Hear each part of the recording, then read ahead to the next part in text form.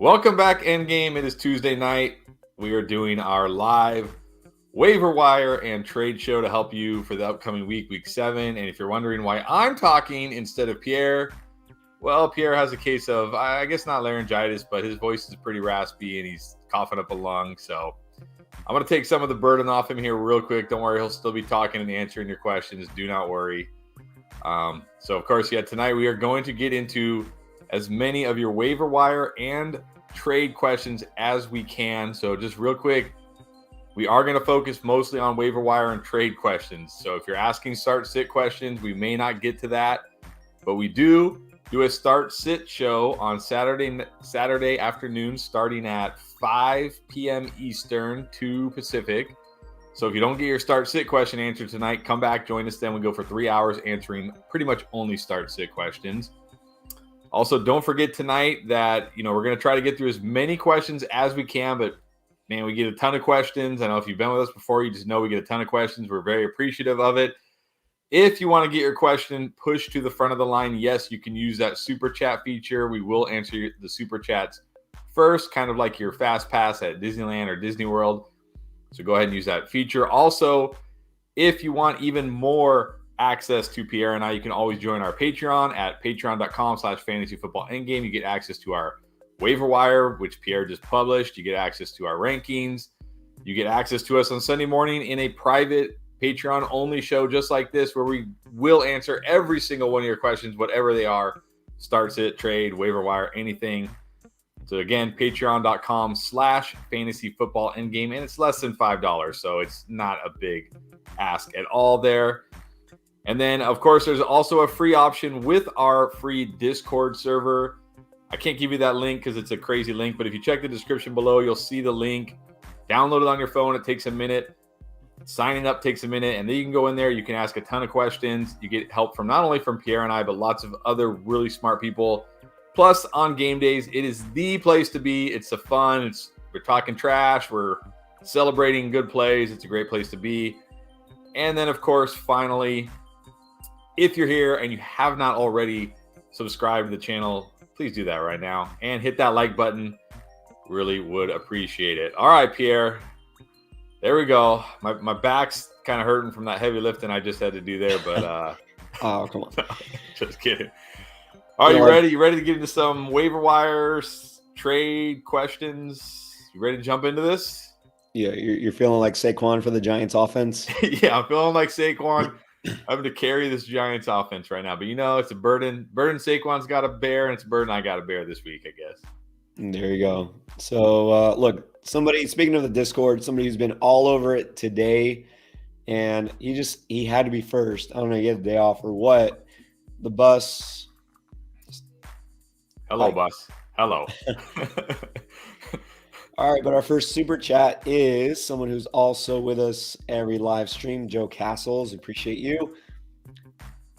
Man, two guys we had both completely written off. Both had big games. So who do you feel? I probably have to go Claypool. These are two guys that I feel like we just keep waiting for them to happen. And then every time it seems like they're going to happen, we get let down and it doesn't really happen. And that's kind of what we're looking at right now, right? Week 6, they both happened. And I feel like they're going to both not happen again this week because that's just kind of what these guys do. But I'd rather trust Claypool. At least Claypool gets like end arounds and, gimmick kind of plays like that. Like Paris Campbell, I'm just done with Paris Campbell, to be honest. So I don't really like either, but if these are your best options, I'm going Claypool. I mean, if you're looking for somebody to stream this week, because look, a lot of really good players are on bye this week. I think it has to be Claypool because he played the Dolphins. And he's got more touchdown upside. Now, honestly, rest of the season, Paris Campbell kind of has a better path to targets because that offense is throwing a lot more. And I trust Matt Ryan a lot more than Mitch Trubisky or Kenny Pickett. But I don't trust Paris Campbell because at least Claypool has done it. Claypool has been a fantasy viable player. Paris Campbell has not even stayed healthy for a season. So It has to be Claypool. Yeah. All right, and then just some unsolicited love. Ronnie, well, we love you too. Thank you. Love you too. Thank you. And Francisco, thank you. Appreciate Thank you, that. Francisco. Appreciate all of you. Appreciate it. This guy definitely is in not only in the Discord, but also one of our patrons, Atlas. What is up, Atlas? Who's an RB? I'm trading Ramondre, trading him away. I know, Chris, you talked about him being a sell high after last week. Yeah, I think I have him. I think if you look at the buy low video, I think I put him in there for a couple of because I do like. I'm not a fan of running back for running back trades. I never understand those trades, but I know a lot of people do it. Like we get a lot of running back for running back questions, so I do put in. When I do like the running back buy lows, I do try to include one running back. Like I'll include a couple wide receivers because I think that's a little bit easier to do. But then I will include one running back. So I think I did have Ramondre in there a couple times. I do think he's a very good sell high right now because maybe no Damian Harris this week, and then Ramondre goes off. But Damian Harris is coming back pretty soon, and when he does, even if Ramondre is technically the guy, it's going to be like 55-45 the guy, something like that. So he's going to lose, a decent amount of value. So I do think he's a good sell high right now. As far as running backs, I mean, like the guys I had in my buy low video, Miles Sanders. There's not really. I feel like there's not really like early in the season we had some good buy lows, but now you're kind of looking at more of those RB2 types like Miles Sanders, Clyde Edwards-Helaire, Najee. If you're willing to wait and be patient with him, Najee I think is another one. Guys like that. That's who I'd be trying to target if I'm targeting a running back for Ramondre. And to me, the one that stands out, the best target for him right now is Kenneth Walker, because people are still not fully invested. I mean, he's only played really 2 games, and they've been equally productive the last 2 weeks. But Walker's going to be the guy. He's going to be the guy. Ramondre will be a guy. So to me, that kind of makes sense. Yeah, if you can do that for sure. Yeah, and Michael Fawcett, also loyal Michael? in-game community member. 1-4-2 now. Awesome. Only concern is Kirk. Yeah, we will see on Sunday, so we'll break that down in more detail. But thoughts on Kirk? Yeah. So we get with our running back start sit video comes out tonight. Our wide receiver one will be out tomorrow morning. Of course, we do talk about Christian Kirk on there, and I think we both kind of agree. We're not ready to say you can't start Christian Kirk yet, but I think we got to treat him more like a wide receiver 3, flex type, because man, the targets just haven't been there. Even with Marvin Jones out last week, the targets weren't there. So yeah, I still think he's startable, but more like a wide receiver 3 flex type. I mean, after the first couple of weeks, it looked like he was just going to be a target hog, and then now he's going to be kind of what he was in Arizona, up and down, inconsistent. I don't know why. That's just the nature of the game, and Jacksonville's whole offense has been very inconsistent. So you just have to expect that. So wide receiver 3 flex type, but obviously not going to break out. Here's an interesting one. I am going to talk about him on the early waiver wire video coming out later this week. So I'll give you a full breakdown there. That'll come out, Friday, Saturday. Worth the ad only if you have an IR spot. That's what I would say. Yeah, I mean, there's a path here, right? Because it sounds like Akers is either going to get traded or just won't play for the Rams anymore. So there's definitely a path here, and it sounded like McVay did like Kyren before his injury. So yeah, I agree. He's not a guy I would stash in shallower leagues, but if you're in a really deep league or you have an IR spot for him, yeah. If you're like I got Chad, who's in the Discord, he's all on board Kyren. Look, I was not impressed with Kyren, obviously, as a prospect at all. But there's a path. If McVay decides he likes him, he's got value. So, and then I think we should get to this one. Not a super chat, but 1 a.m. in England, looking for a response. Let's get to it. His question is, this is for James Biggs. So, James, if you're still listening, would you drop Garrett Wilson for Wan'Dale or Traquan Thornton, and who? I would definitely drop him for Wan'Dale. It's not going to happen. I mean, unless Zach Wilson gets hurt and Joe Flacco is a starter again. Because, look, they're not going to bench Zach Wilson. They're winning. So he's probably going to have to get hurt again to get benched. There's just not a lot of path here for these Jets wide receivers. Traquan, I think Traquan's okay to stash, but I don't know if like maybe a late season breakout, but Wandale has a chance to start breaking out right away. So if you can drop Garrett Wilson for Wandale, I do that. I do it for Wandale for sure. He's, one of my top pickups for waivers this week, and a guy that, I mean, he's going to be the number one receiver for the Giants. Okay, well, whatever. The Giants throw the ball 20 times a game, but 8 of them will go to him. But he's also not a guy who depends necessarily on this huge target share because he's a shifty, speedy guy. He's got that yak ability. And you saw like last week, he scored a touchdown. So I definitely like Wandale. Yes, I would do that. Hopefully you didn't spend too much FAAB on Garrett Wilson after week 1. Kyle Grove, what is up, Kyle? Waiver QB for week 7, Jared Goff, Trevor Lawrence, or Tua? I mean, out of that group, I definitely got to go Tua. The only thing I would say, like if you're just streaming a QB for this week, like maybe you have Jalen Hurts or Josh Allen, like you just need a QB for this week. If Matt Ryan is available, he's my favorite streamer this week because he goes against Tennessee and they are terrible against every quarterback. But if he's not available, or if you're looking for more of a long-term QB than Tua. You gotta love Tua.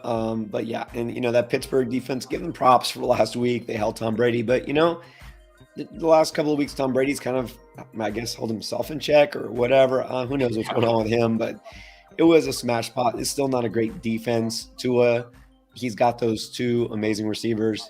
Yeah. And he's got a really, really nice schedule. I keep talking about this the next several weeks. So Tua is a great start, but I do agree Matt Ryan is a better streamer if you only need somebody this week. Trench Road, deep league. Can I start Moore, Benjamin, and Hopkins? Whoa. Wow. I don't know if the Cardinals are the offense I want to tie my fantasy hopes to right now. Yeah, I mean, obviously it depends. Let's see. Well, hoping Damien have Jamal. I mean, I wouldn't count on Damien Harris. You know what? I might put Jamal Williams instead of, Benjamin, because even if Swift plays, we've seen Jamal has touchdown potential. Yeah, I don't. Oh, man. I mean, the problem is, plays on Thursday, right? So if you wait around, I mean, yeah, I guess because, yeah, I'd probably wait if Harris plays, it's a great spot for him. And if he doesn't, you can always pivot to Jamal. But yeah, I don't want 3 Cardinals. No, too many Cardinals. Well, not just that, but look, last week was the best imaginable situation for him. Mm-hmm. And he did nothing. And maybe it wasn't him, it's the offense. Well, It's the same offense. It's not fixed. So, and James Conner hadn't done much as a running back. It's just that running game is not working. So, and they just lost starting guard Justin Pugh for the season. No, I bench I take a chance that Jamal scores, or you know what?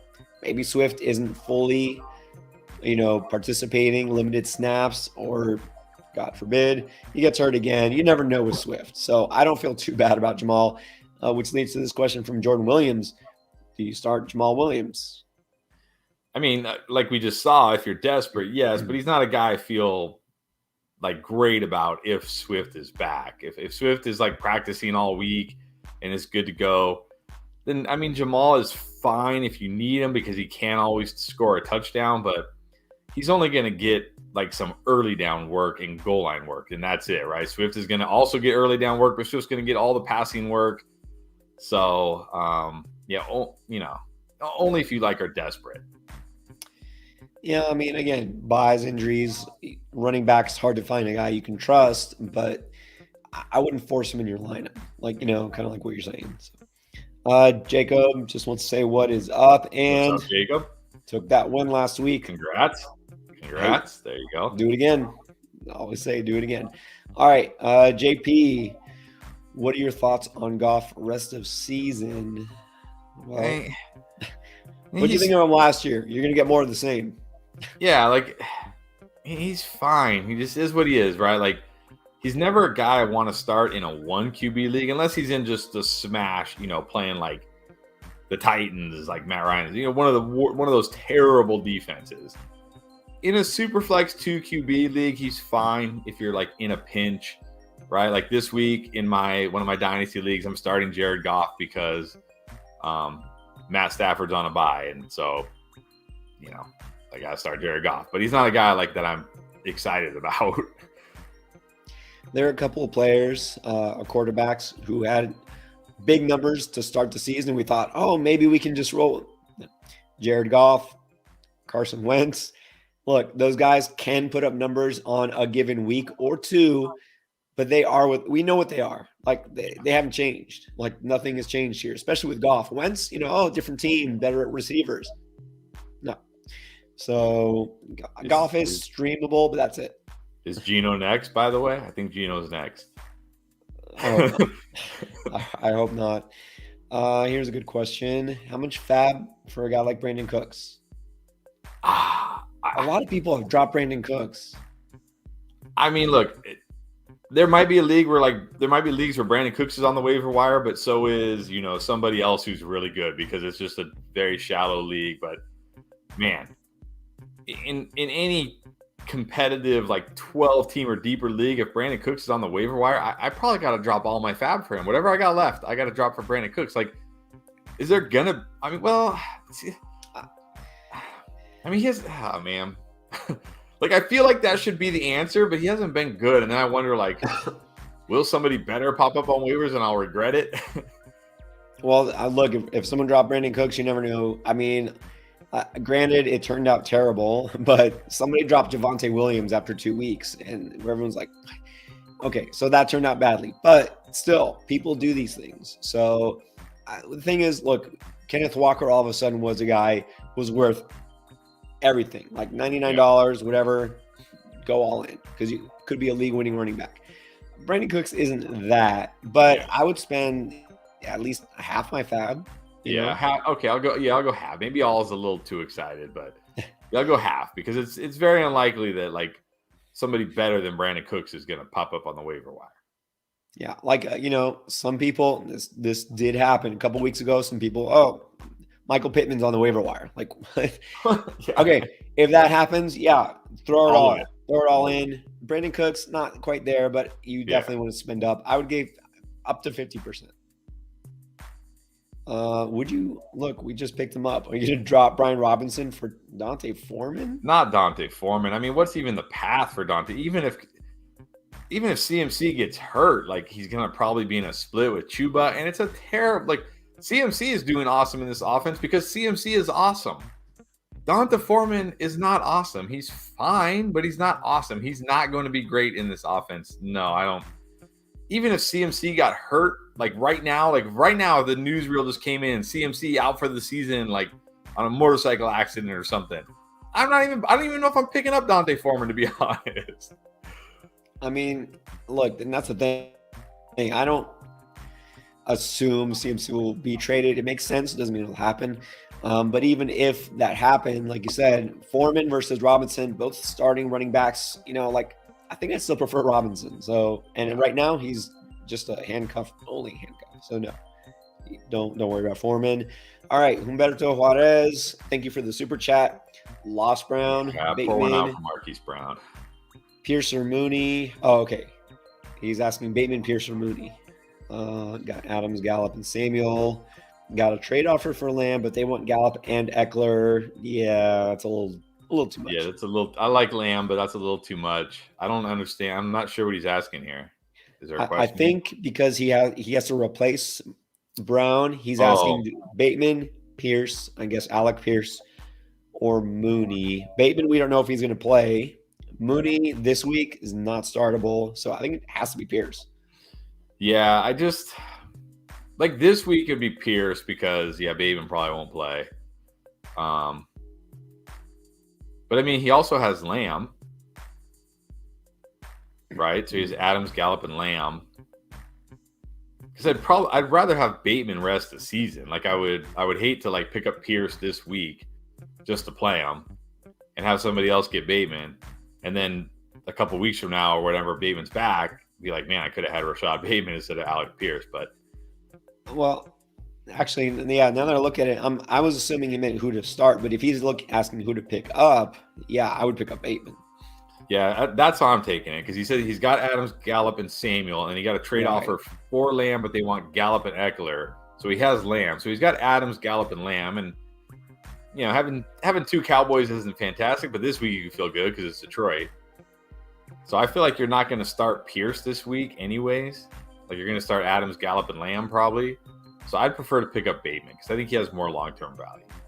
Well, let me ask you this. We talk about Curtis Samuel a lot. Would you drop Curtis Samuel to get Bateman and then also add Pierce? I mean, maybe. Because we're looking at Taylor Heineke for, 4 weeks? Yeah, I mean, you could. I think you could do that. I think it's definitely possible. I mean, if Samuel does something this week and Pierce doesn't, you could probably drop Pierce for Samuel next week if you want. Like honestly, so yeah, I don't hate that. Well, that's true. You could always swap. Yeah. I would pick up Bateman. Yes. I wouldn't have any interest in Mooney because I did something last week, but this week, I mean, he did situation. something last week, but he got like okay. It's not like he blew up. He just didn't. Well, he just didn't totally. He just didn't totally suck. So everybody's like excited. Yeah, don't get too excited. I like Bateman and Pierce. I would go Bateman first, and I honestly, right now, I could see dropping Samuel for Pierce too. Yeah, I'm fine with that. R. Gordon H. thinking about becoming a member. If you mean Patreon, then hey, welcome. Hopefully we'll see you on Sunday morning. Patreon.com/fantasyfootballendgame. Link is below. But let's answer your question no matter what. Offered T. Higgins and DK for Swift. I guess it means he was offered. If you're stacked at RB, then you wouldn't need Swift. Yeah, that's what I was. So are you saying that somebody offered T. Higgins and DK Metcalf for your Swift? I would say. I mean, you say you're stacked at running back. I'd like to know which running backs you actually have. I would say in a vacuum, I'm keeping Swift. But if you really are stacked at running back, like let's say you have Saquon Barkley, I don't know, Austin Eckler somehow. Maybe you started Eckler, then you got Barkley, but I don't know how you'd have Swift. You know, maybe you have Chubb, maybe you have Brees Hall, Damian Pierce, you know, something like that. Maybe you picked up Kenneth Walker off waiver wire now, so you have like these awesome running backs. Then yes, I could see doing that because T. Higgins is a stud wide receiver, and I think DK Metcalf will be usable. Hopefully, if Geno doesn't completely become Geno Smith again. Don't put that on him. I see the skepticism every time you bring up Geno Smith. You're like, I mean, again, like it's like Jared Goff. It's like Carson Wentz. It's like, are we going to buy into like a little 4-game sample, or are we going to go for like a whole career sample? Maybe I'm wrong. Different situation. Maybe I'm wrong. So if you're stacked at running back, like really stacked at running back, then yeah, I take this deal. Okay, so yeah, R. Gordon, if you want to drop your roster and we can give you more information, you can also throw that in the Discord. Again, get a lot of feedback there. Let's keep going. Brian, back with us. Brian Black. Dropping Dobbins. All right. To pick up Latavius Murray. Ouch. All right. What do you think? He does have Kenneth Walker, so look, you're not starting either guy, but still. Yeah, but I don't know if I'm not even high on Dobbins at all. But I don't know if I'm dropping him for Latavius Murray. I mean, like, what are we really hoping for from Latavius Murray? This offense, this Broncos offense is broken. The run game is broken. Like, I think I'd rather just gamble on Dobbins getting better as the season goes on. And because at least Dobbins, like, if he can even get like to 80% of what he used to be, that'll be enough for John Harbaugh to give him 15 carries every week. You know what I mean? And like, that's really all you're going to get from Latavius Murray at best is like 15 carries. That's it, you know, if even that. So I don't think I can drop Dobbins. As low as I am on Dobbins, I can't drop him for Murray. And the thing is, this whole thing with Melvin Gordon, I mean, I really don't think they're going to just trade him like this or that he never sees the field again. Who's trading for Melvin Gordon? Like, what team is like, ooh, we got to get Melvin Gordon? Well, exactly. Team got to want to trade for him, but I don't think Murray. What happened? Don't overreact to Monday night. I don't think Murray's like a bell cow now, and it's not a good offense. So no, last night, what do you like? 5 yards of carry, but it's the Chargers. It's like terrible, that's true terrible too. run defense. Like it's only like terrible run defense. Which is why I thought Melvin Gordon would have a good game, and I didn't know that Hackett would we're just going to bench you for no reason. Apparently nobody thought that. So, all right. Clyde Macacero, you got Taekwon, Nico Collins, or I'll say no to Deshaun Jackson. All right. So Taekwon. I'm honestly surprised it took this long for a Deshaun Jackson question. I'm actually kind of disappointed it took this long.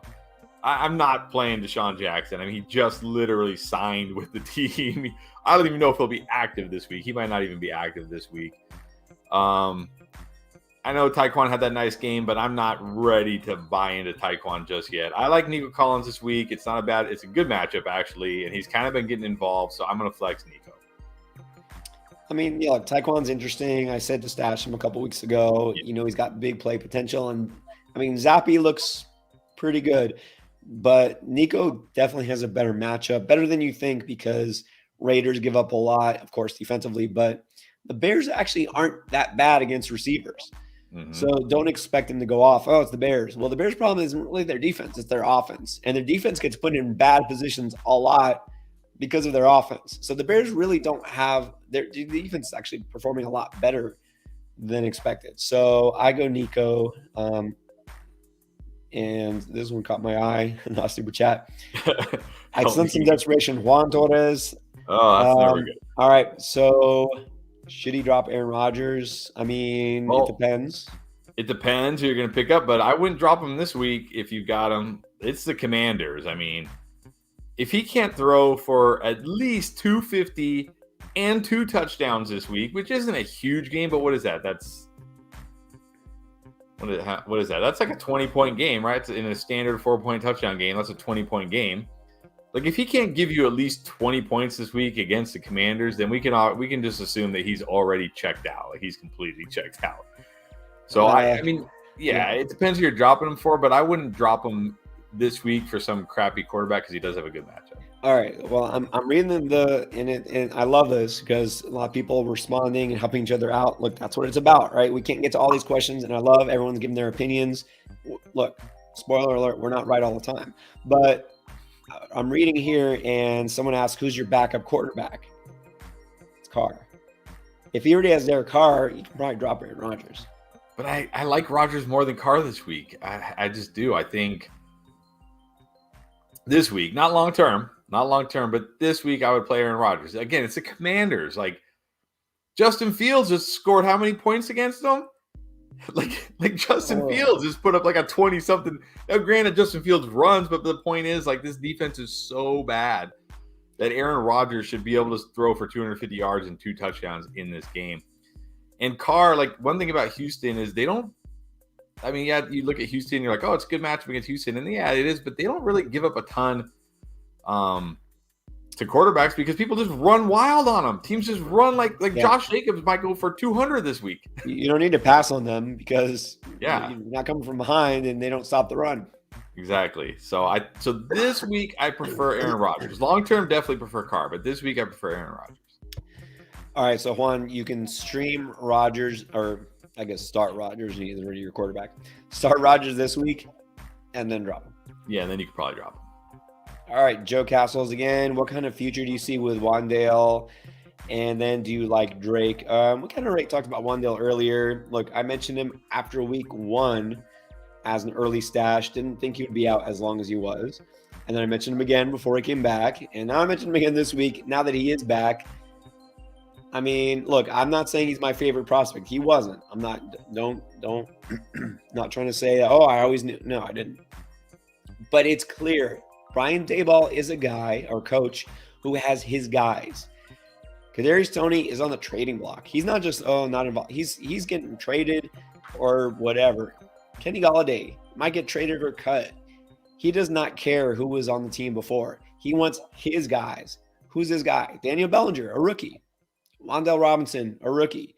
His guys are the ones that are buying into his system. And guess what? They're winning because he's a good coach. So if Wan'Dale is clearly his guy, because before the season, all throughout training camp, they kept talking, Wan'Dale Robinson, this guy's going to get the ball a ton. This guy is going to be something.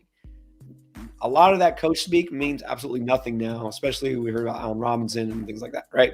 But this actually meant something, I think. So I like Wan'Dale Robinson because Brian Daboll likes Wan'Dale Robinson.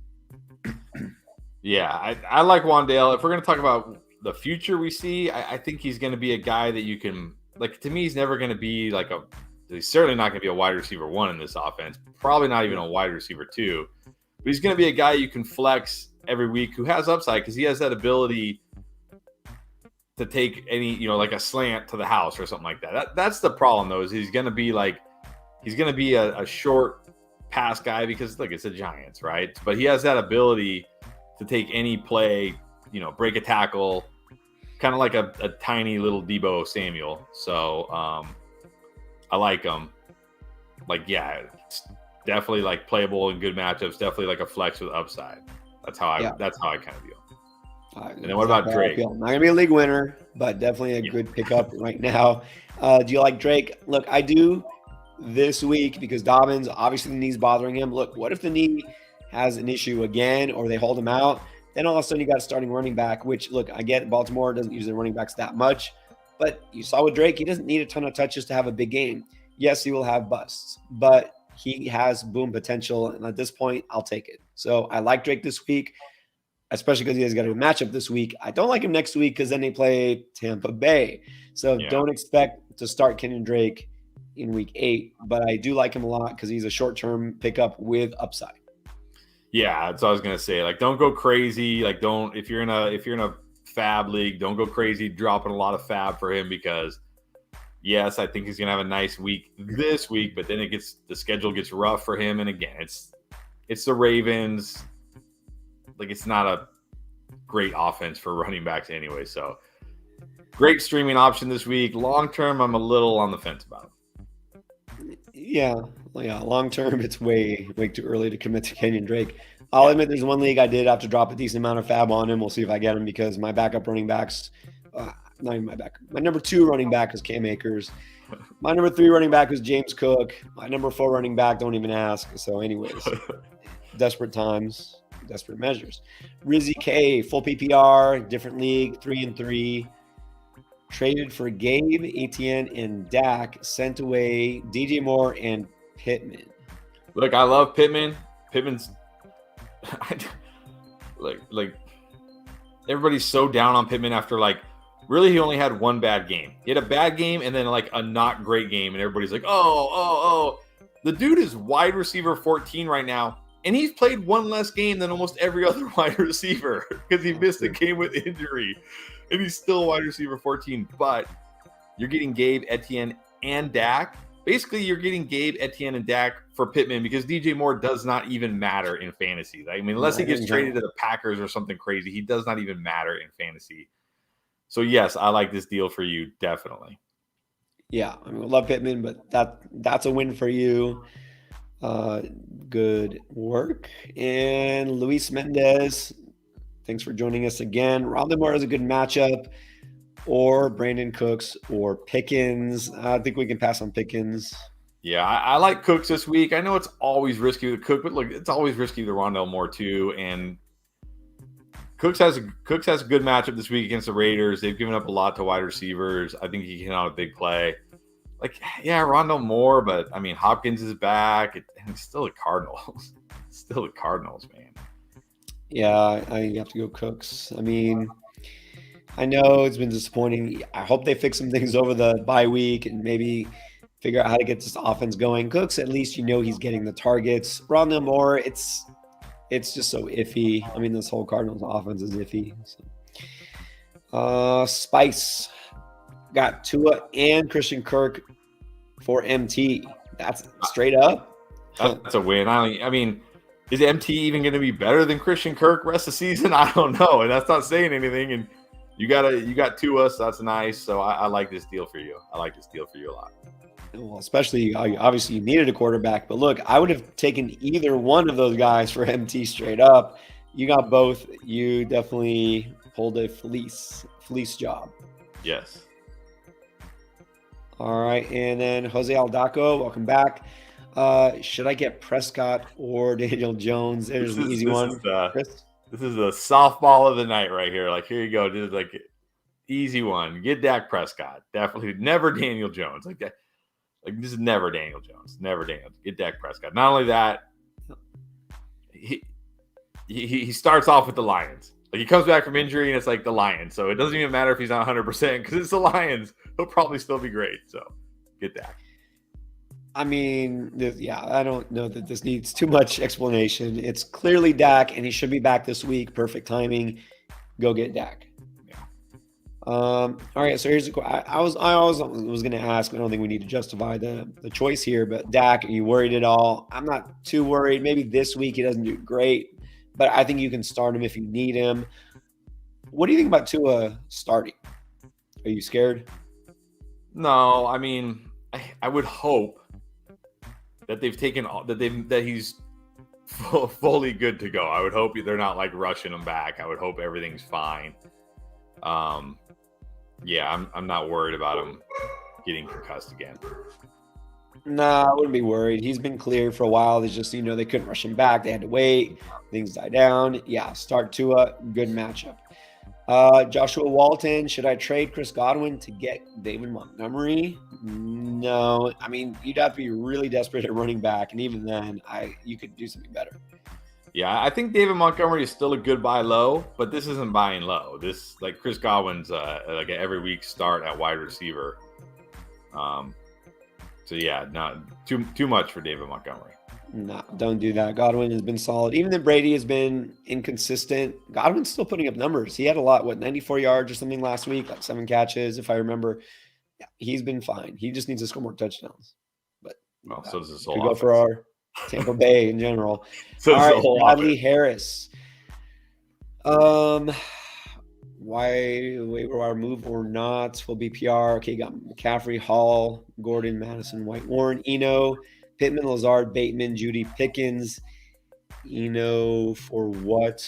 Okay, so could you drop Eno? Yes. What wide receiver? Pierce, Gallup, Thornton, or Wandale? It's kind of close there. Who do you think? To me, it's not close. I got Gallup way higher, just because of the potential upside that he has, that big play ability, that big play upside. But look, here's the thing: you have Eno, you have Melvin Gordon. Like, you don't need those guys. Like, I'm okay holding on to Jalen Warren because he's a handcuff there. I'm okay holding on to Rashad White. I'm okay holding on to Madison, but you don't need Gordon. Like, you might not even be able to start Gordon anymore, right? He might just be benched. So I'm gonna drop Gordon for Gallup, and I'm gonna drop Eno for Wandale. Those are the moves I'm making. Well, I go Gallup first also, especially this is a perfect time to start him if you need to, which you might because Bateman, who knows, Judy, you probably don't want to start. Gallup gets Detroit, and Dak is back. So I like Gallup as a sneaky boom pick this week. And then I do like Wandale Robinson. That's why I said it's close, but I agree. Look, drop Eno. I would drop Jalen Warren because I think all that talk about him, he's going to get more involved. He wasn't. No. Najee's going to be better. Jalen Warren is just a guy. I would drop him and then get Wandale. Look, if you want to drop Gordon too, I'm not going to hate that. So maybe just stack. I mean, you really need receivers more than running backs. Yeah. So yeah, I might even drop Warren for Pierce and just really go for it. Yeah, I mean, the only one on here, Thornton is the only one I can leave on the wires because I just don't think No, yeah. It might not even happen for him this year, and if it does, it's probably going to be very late. I think I might wait one more week before dropping Gordon because let's see what happens there. But I mean, even if Hackett comes out and says, "I love Melvin Gordon, man, he's the guy," I don't care. He's on a terrible offense. They can't run the ball. He's averaging 2.7 yards per carry this year. I don't. But I mean, if you want to hold him, fine. And then whoever else misses time, then we got whatever. Okay. Sam Weatherly, do I drop Duvernay or Chark for Wandale or Tyquan? I would definitely drop Duvernay for Wandale. I might hold Chark. Chark was decently involved, before the bye, before he got hurt. So I might hold him and at least see what happens. But I could definitely drop Duvernay for Wandale because Duvernay has had his chances without Rashad Bateman. Like, what are we going to expect from Duvernay? Probably nothing. So I would definitely drop Duvernay for Wandale. That's what I do. Exactly the same. All right, and then Mr. Crowler XD need a running back. Don't we all? All right, we got Eckler, Patterson, Connor, Dobbins. Ouch. Would you sell Gabe Davis, and for who? I mean, yeah, of course, if you can, but again, like I always say, you have to sell high. Like, don't go trading Gabe Davis for David Montgomery. You know what I mean? Or don't go trading Gabe Davis for, I don't know, just some decent guy who doesn't really have a ton of upside. Like, if you can trade Gabe Davis for Kenneth Walker right now, I would do that. Or if you can trade Gabe Davis, maybe somebody doesn't believe in Dameon Pierce. Maybe they think like, it's Houston. He's going to come back down to earth. Like, I would do that. But you got to be selling high. Like, you got to be getting a really good running back in return. Don't trade Gabe Davis just for Brian Robinson or something like that. There's still a window on DeAndre Swift because he's been hurt. People are skeptical. He hasn't played. It doesn't hurt to try. Do that. Do it. It doesn't hurt to try.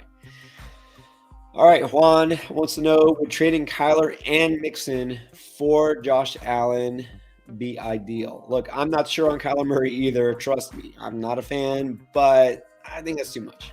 Yeah, that's too much for me. I mean, look, Kyler hasn't been terrible in fantasy. It's not like he's been killing you every week like Matthew Stafford or Russell Wilson or something.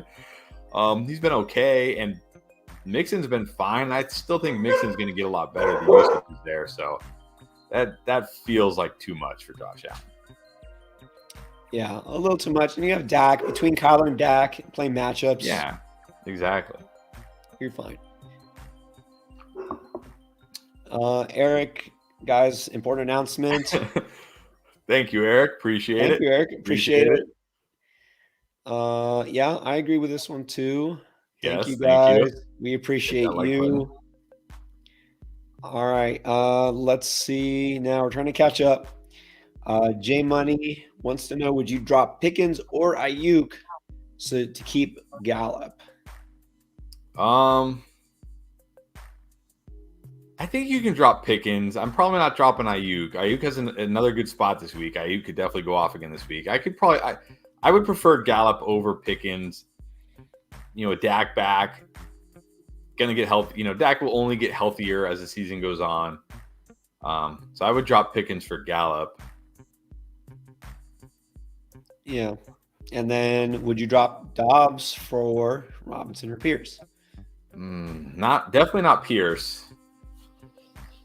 I think I gotta keep Dobbs. I mean, well, here's the problem. You already talked about this with Aaron Rodgers. I really like Dobbs this week. You'll find out when you see one of our videos coming out in a couple of days. But this is not the week to drop Dobbs. Look, if he does nothing against Washington, then do it. And look, I get we want Wandale. I've talked about him.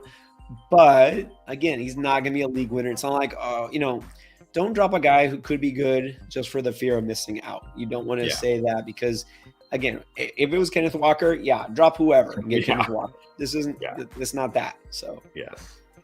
I keep Dobbs. Yeah. Lilish 479, would you trade Gabe, I guess Jamal Williams for Cook? And this is the rest of the roster. Eckler, Pierce. No, I don't do it.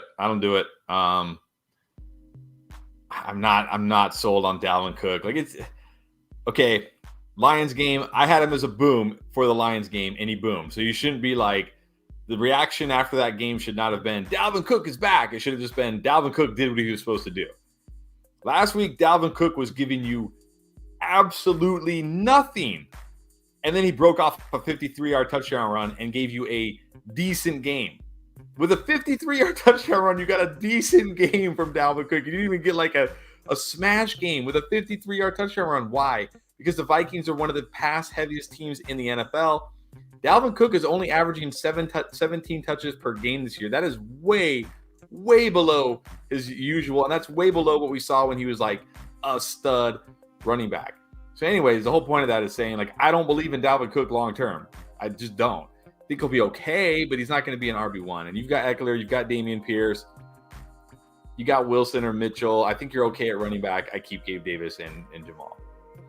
Yeah, I don't think this is a terrible lopsided trade, but again, you're doing this because you think Dalvin Cook's going to be that guy who's an RB1 like he has been, and I agree. You don't really need him if you have Eckler and Pierce and Mitchell maybe coming back. I really like Gabe, and I know you're thinking, well, I have Diggs, Higgins, and Williams. I don't really need Gabe to start, but you might because Higgins has been banged up, so I just think it's that like a week like this where Mike Williams, we both talked about like, hey, you probably have to start Mike Williams, but this feels like a bust week for Mike Williams because he's going to get Patrick Surtain.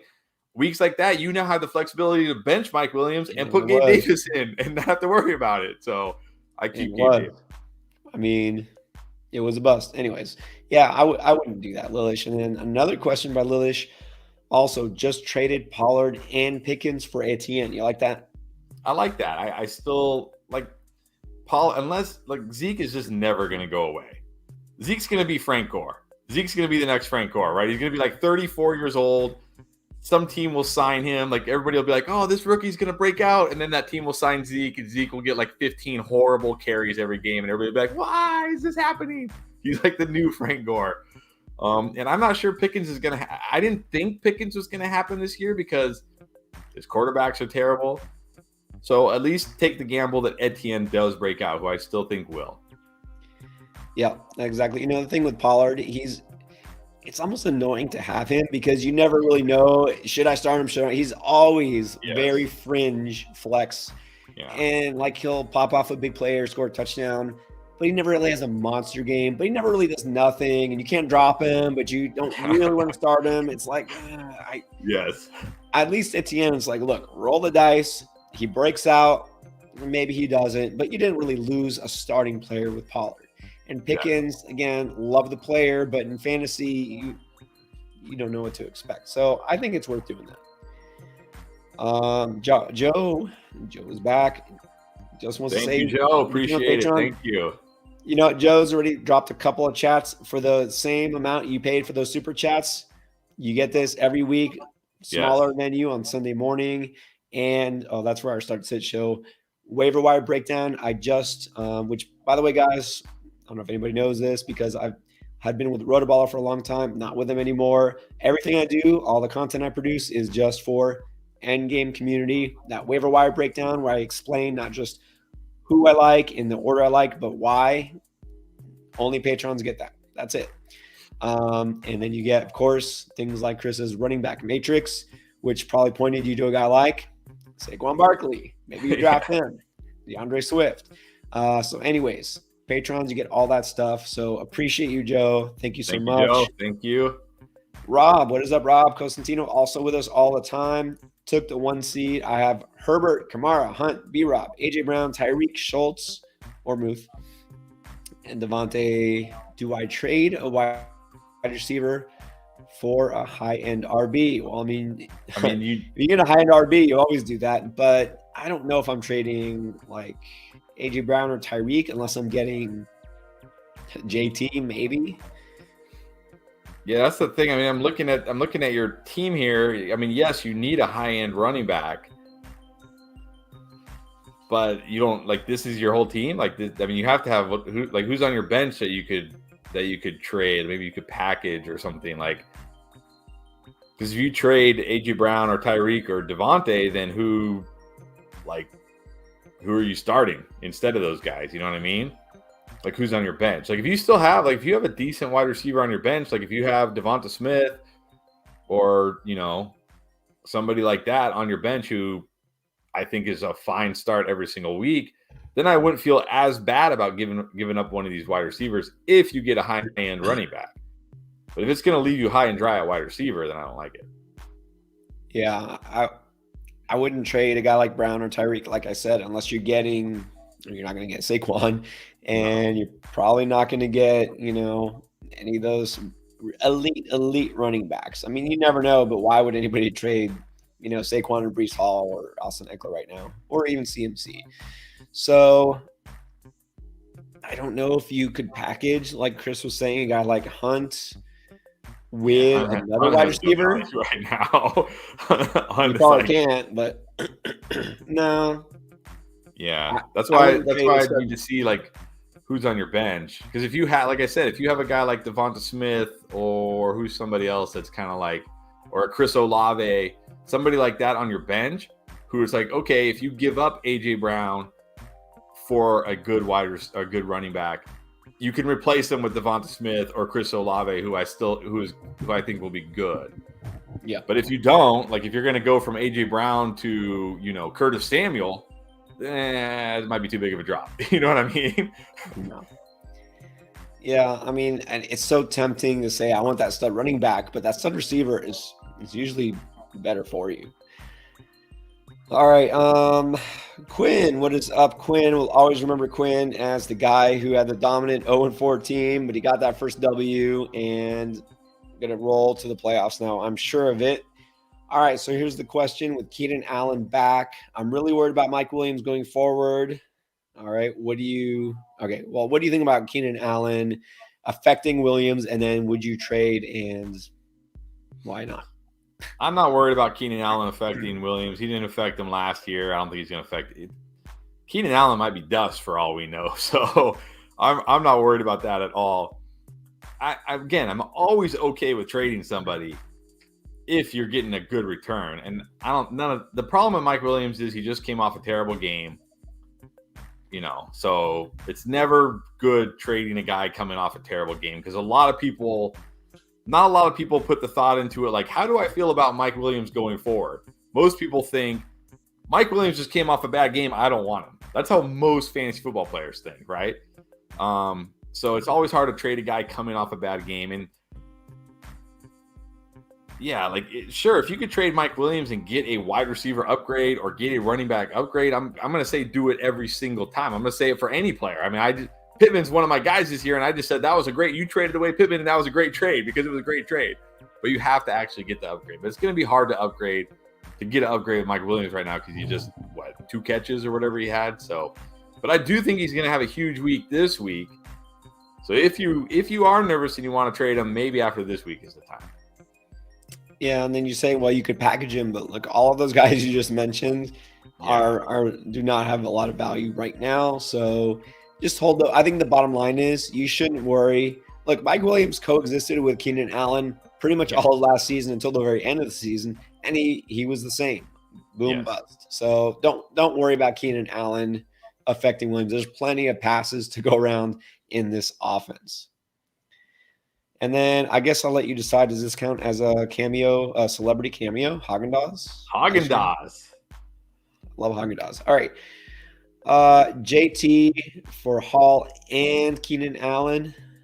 I'm not doing this. And spoiler alert, we have our top 10 rest of season running back rankings video coming out later this week. I do have JT ranked ahead of Hall, but not by much. And since you're also giving up Keenan Allen, who I do think will be fine, like when Keenan Allen does eventually get back on the field, which might not be till after the bye, he'll still be a solid weekly wide receiver 2. He's not going to be terrible. I think this is too much for JT, because to me the drop off from JT to Breece Hall isn't going to be that significant, and you're just giving away Keenan Allen for nothing basically. If at all. I mean, honestly, there might not be a drop off. It wouldn't surprise me if Breece Hall outscores JT at this point. But by the way, you know who Breece Hall's prospect profile player comp was? Well, I had a hard time saying that. It was Jonathan Taylor. Breece Hall literally had the best player he compared to was Jonathan Taylor. Breece Hall is a generational running back prospect, which is why I said all offseason, don't worry about Michael Carter. Don't worry about it. Breece Hall can legit be every bit as good as Jonathan Taylor this year. Yeah. So no, it's tempting to get JT, but yeah, Breece Hall, keep Breece Hall. The pink one, the good one, I have Chubb, Montgomery, and Jamal Williams. Do I need an upgraded RB? I offered Chubb for DK, Swift, Sanders. He's only offering Swift and DK. Well, I mean, look, unless it's standard scoring, if you're in a non-PPR league, like if you're in a full non-PPR league, I'm taking Swift and DK. Like, okay, fine. He doesn't want to give me Sanders. Okay, fine. Because I think in PPR, Swift will be better than Chubb rest of the season. Because look, we saw the problem with Chubb last week. Game script goes against them. They're throwing the ball. He doesn't score a touchdown. He gives you almost nothing. Even when game script goes against DeAndre Swift, he's going to catch a bunch of passes. You know what I mean? We know this. We know he's going to catch a bunch of passes. Kind of like Austin Eckler last night, right? Just catches a bunch of passes and saves his day. So I like Swift more than Chubb rest of the season. And you get DK who, okay, he's startable. So I'm taking Swift and DK here. Yeah. Look, I know it's tough to trade Chubb when he's the top 3 running back right now. Maybe tough to buy into Swift because he hasn't played for a while. I think it's worth it. You are getting DK too. So I do that too. Yeah, Swift and DK, I think that might turn out good for you. All right. Julio Espinoza wants to know, you traded Sutton and B-Rob for Pierce. I think that's a win.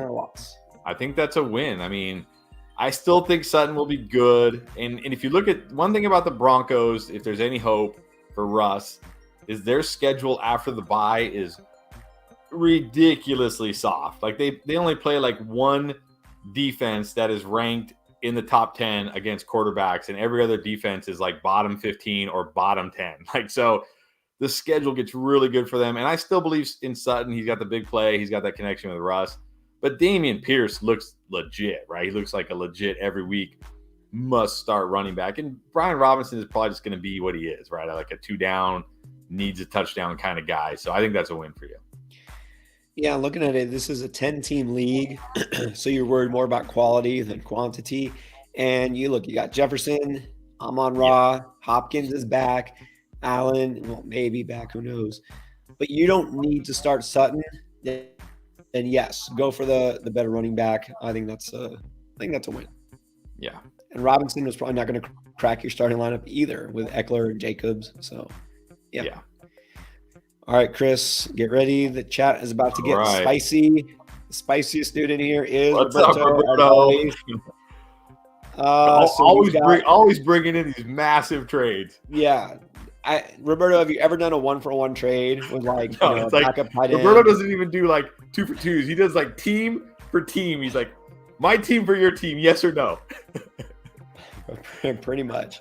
And he's in 27 leagues. Yes.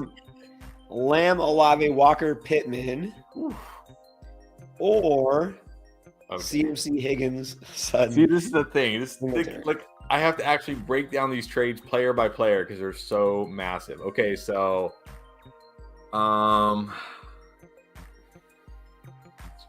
okay. I think this is the win for the left side. So CMC, the best player of this entire draft, the entire trade. Yeah. I mean, obviously the right side not only has 2 running backs, but it's CMC, and the other side just gets Walker. So there's an imbalance at the positions here, but I think the receiver edge on the left does outweigh everything on the right. Well, yeah, because you got Singletary, who's fine, but like he's not like an every week have to start kind of guy. But Lamb's a stud. Olave looks like he's going to be a stud. Pittman is a stud. Walker looks like he's going to be a stud. I mean, CMC's a stud. Higgins is a stud. Sutton's is very good. I wouldn't call him a stud.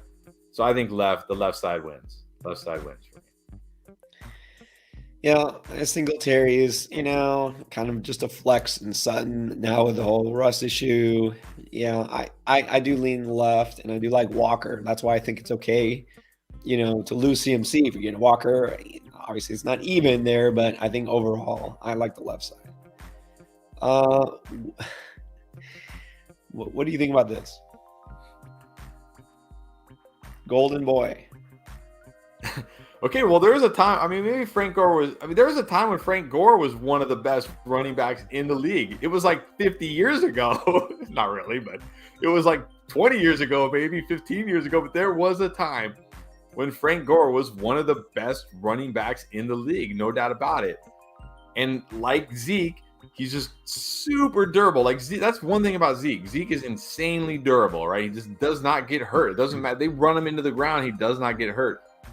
So, yeah, I mean, it's not even like disrespectful to Zeke to compare him to Frank Gore. Zeke should be honored to be compared to Frank Gore. Y'all don't know probably because maybe you weren't alive yet when Frank Gore was a rookie. All right, his second, I looked it up because I do this. His second year in the league, Frank Gore ran for almost 1,700 yards. Yeah, Frank Gore was a stud. He went over 2,000 total yards. And here's the better thing. Once he turned 28, from the ages of 28 through 31, he had 4 straight seasons over 1,100 rushing yards and 8 That's touchdowns. insane. That's insane. After he turned 28. That's Tell incredible. me any running back now is going to do that. They all fall apart. That's incredible. Yeah, Zeke should be honored that I compared him to Frank Gore. Yes. Don't disrespect my boy, Frank Gore. All right, he made a trade. Austin says he made a trade Goddard for Tua. I mean, probably like in a vacuum, I'm going to say no. But if you have like Andrews or Kelsey and you're never going to play Goddard and you don't have a quarterback, I mean, yeah, it depends. But Goddard looks like, like a every week must start tight end pretty much. So, and then I still go Rodgers this week just because it's the Commanders. I do like Tua more long term. It's the Commanders. Like, they are horrible. They're just horrible. And now it's Taylor Heineke. So, like, what are they going to punt 20 times in this? Like the Packers are going to have the ball for 3/4 of the game. You know what I mean? Like, the Packers are going to have the ball all game long. So, this week I start Rodgers. Yeah, this week I'll start Rodgers. And no, even me, who actually has a Tua jersey, I think I'd prefer Goddard in fantasy, but it depends if you're good at tight end or, I mean, I guess Rodgers is your quarterback. I don't love it, but I don't hate it. SC Jumpman 45. Dobbs or Claypool? No, I'm keeping Dobbs. I'm keeping the potential of Dobbs. At least, okay, you're Packer heavy. You got Rodgers, Dillon, Dobbs. Okay, yeah, you're Packer heavy, but like AJ Dillon, try and offload AJ Dillon for a cup of water. Yeah, I mean, hey, maybe 2 cups of water. But no, like, look, do you want Chase Claypool, who's tied to Mitch Trubisky, Kenny Pickett, or Mason Rudolph, or do you want Romeo Dobbs, who's tied to Aaron Rodgers? I still want the guy tied to Aaron Rodgers. Like, give me that. If I'm going to go for potential, I'm going for the potential of Aaron Rodgers. Plus, this is a very good week for Romeo Dobbs. This is a good week for him. So, I definitely keeping Dobbs. Yeah, we don't want to get carried away by Claypool's one good game this year. And he's still really the number 3 receiver on that team. Dobbs is, I guess, the number 2. So, I'd rather have the receiver attached to Rodgers than Mitch Trubisky. Johnny, what is up, Johnny? Always with us. Johnny Calarena. Should I drop? Well, here's another Claypool question. Drop Pickens for Claypool. No, I'd rather bank on the talent and ability of Pickens. Like, I'm just not sold on Claypool. And then definitely not. I know Jeff Wilson killed you last week. Like, he literally killed. Like Jeff Wilson basically laughed at you and your fantasy team last week, right? But I'm not dropping him for Latavius Murray. He should be better for him. I'm keeping Jeff Wilson. And I love the best part of it is that Jeff Wilson basically screwed himself. He scripted himself out of the game because his fumble led to the touchdown, which made them lose, which is why they couldn't run the ball. So good job, Jeff Wilson. But look, it happens. This is a very, don't take this the wrong way, Johnny, but this is a very reactionary take to just what happened last week. Yeah. Before last week, this would have seemed pretty ridiculous. But yes, again, forget last week. Latavius Murray, I mean, don't get too excited. There's a reason why he's been on 3 different teams in the last 2 years. Keep Wilson for sure. Pickens, Claypool, I would still hold Pickens. I mean, that's closer, but Michael Hardy, 12 team. He traded Kamara for Swift and D-Hop. Good job. Yes, very good job. I mean, I would take Swift over Kamara, and then you get D-Hop thrown in. Very good job. Very good job. And then his lineup. Gabe Davis. Well, Gabe Davis has to be benched this week because he's on bye. Yeah. I mean, Gabe Davis is one of those guys that, like, he's not like an every week have to start type of guy. But like when he's in those right matchups, like last week against the Chiefs, or when it's going to be a shootout, you're going to want to play him. But I mean, you got AJ Brown, you got Lamb. I mean, between him and D-Hop, you can figure it out. Like you can kind of like figure out who to, Connor in the flex. Nah, I'm flexing Gabe Davis over James Conner every single week. Yes, exactly. What do you think of this? 4.015 Giant. Is Dulcich a good backup TE? Maybe. Well, I'll say, I mean, yeah, he showed something in his first game, but look, I'm never a fan of holding a backup tight end because, like, they're all equally. I don't want to like they're all equally bad, I guess, right? Like once you get past the good ones that are already on teams, they're all basically just the same tight end, and you're playing matchups or you're playing whatever. So I don't really like holding a backup tight end, unless somehow like somebody drops Dallas Goedert. Then okay, yeah, I'll probably pick up Dallas Goedert because, But other than that, I'm not picking backup tight end. This is the kind of guy who's fine to stash in Dynasty, but in redraft, I wouldn't bother. Same with this guy. No. No. I mean, maybe if you're in a very like a 16 team league with like 8-man benches, you know what I mean? And like, there's literally nobody else on the waiver wire. Sure. But come on, the guy can't even get on the field. And when he does, he gets nicked up after one play. All right. Luis Pena, drop Juju for Rondale. I don't think so. Yeah, I am very nervous about Juju. I would definitely be trying to trade Juju right now. The problem for Juju is he's a zone beater, and teams are just playing man against the Chiefs because they don't have Tyreek Hill. So we're just going to play man against your terrible wide receivers, which is why I still believe in Sky Moore long term. But yeah, not for Rondale. No, keep Juju. Mr. Crowder, trade Eckler for 2 RBs. Well, yeah, who? Yeah, no, I'm a big fan of the 2-for-1 trade when I'm giving the 2. Because if you're trading Eckler for 2 running backs, it means you're trading 1 great running back for 2 good running backs. And that's usually not a winning strategy in fantasy football, unless you're in like a league where you start, multiple flexes, right? Like crazy deep lineups, which most leagues aren't like that. So if you're in like a standard 2 running back, 2 wide receiver, 1 flex league, or even a 2 running back, 3 wide receiver, 1 flex league, you need studs. And you're not going to trade Eckler for 2 studs. You're going to get 2 like good running backs. So keep Eckler.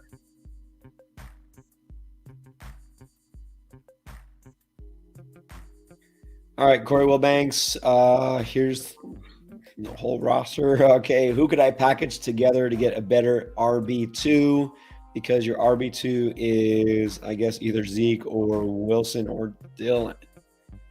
Well, I'm going to say, I think Zeke has another nice week this week. It's the Lions. My plan would be, so looking at your roster, like I would love to package Zeke, and then I'm thinking maybe Dobbs if he has a nice game this week, which we think he will.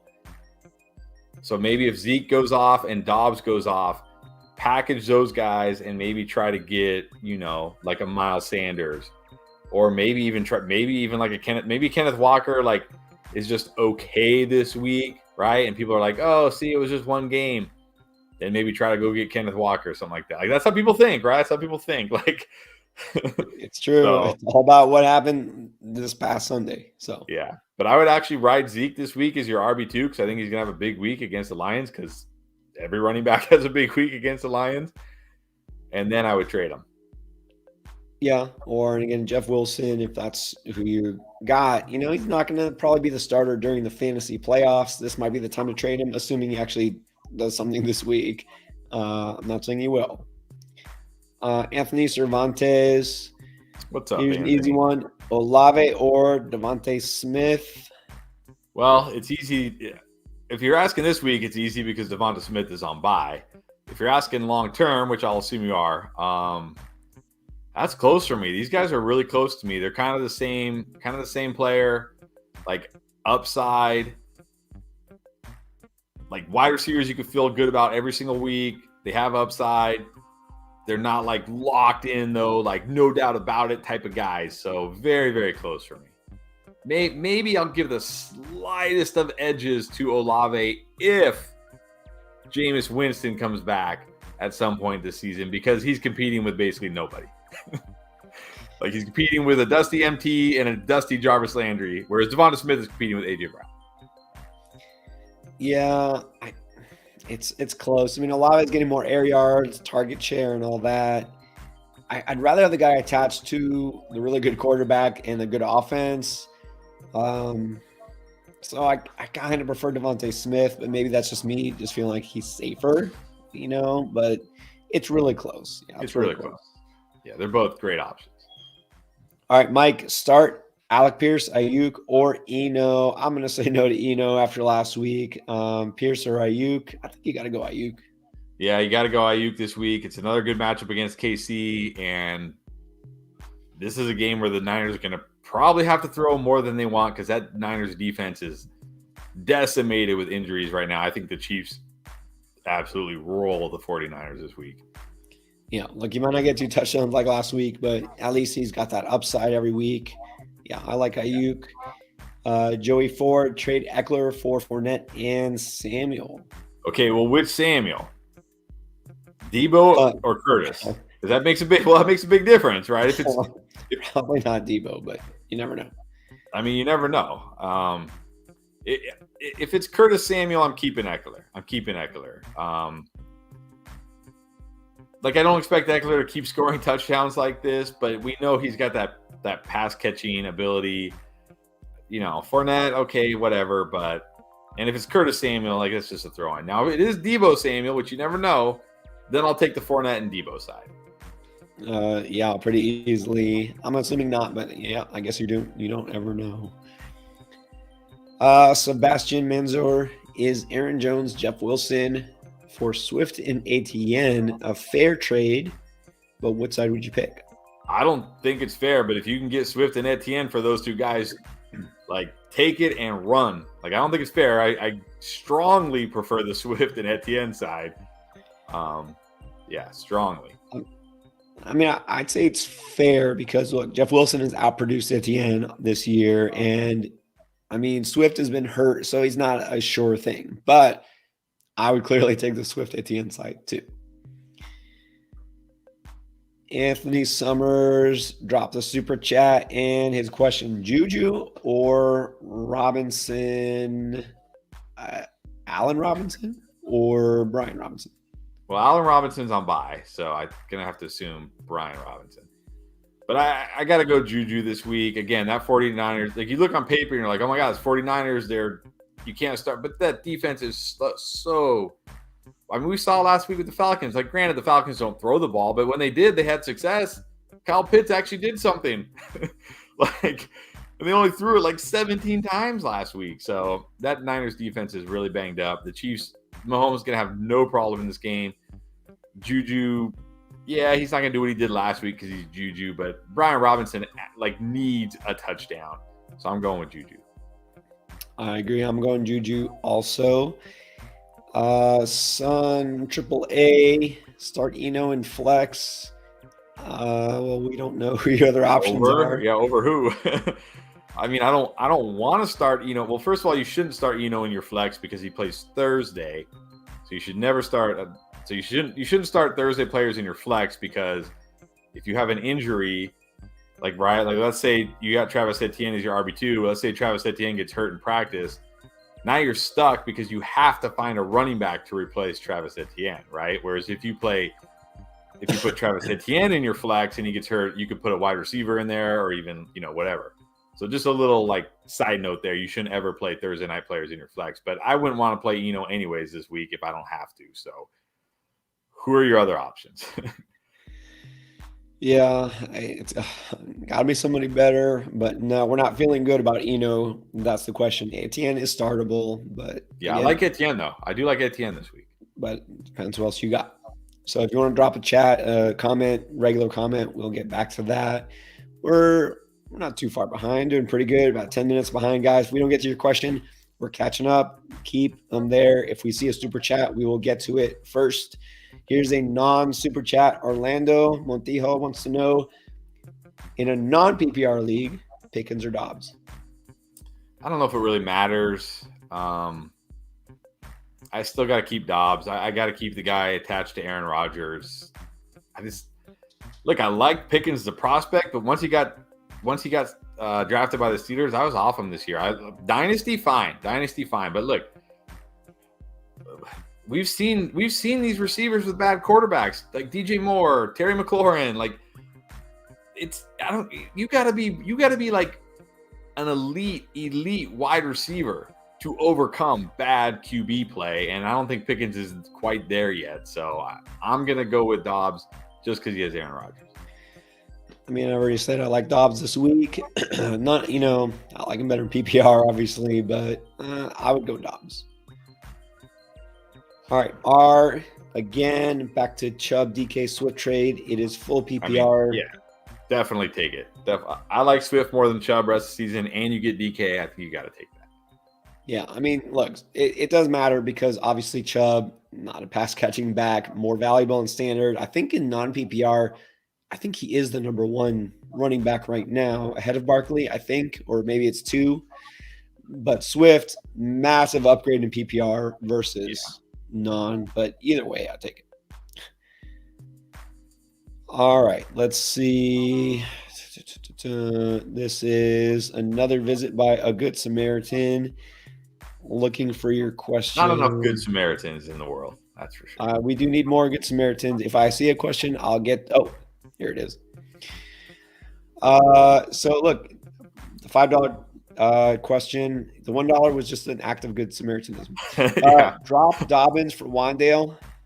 Okay, that I can probably do because I do like Wandale. I think Wandale will be usable. He'll be startable. Dobbins for Wandale, I can do that. Yeah. I mean, I don't want to necessarily drop Dobbins just for the sake of dropping him, but you got a player with upside. You have Brees. Yeah, I mean, you're probably not starting Dobbins, so go ahead.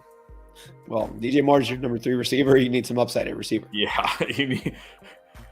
All right, Trenton Jesse traded Adams, Gordon, and Hawkinson for Higgins, Lamb, and Connor. Did he win?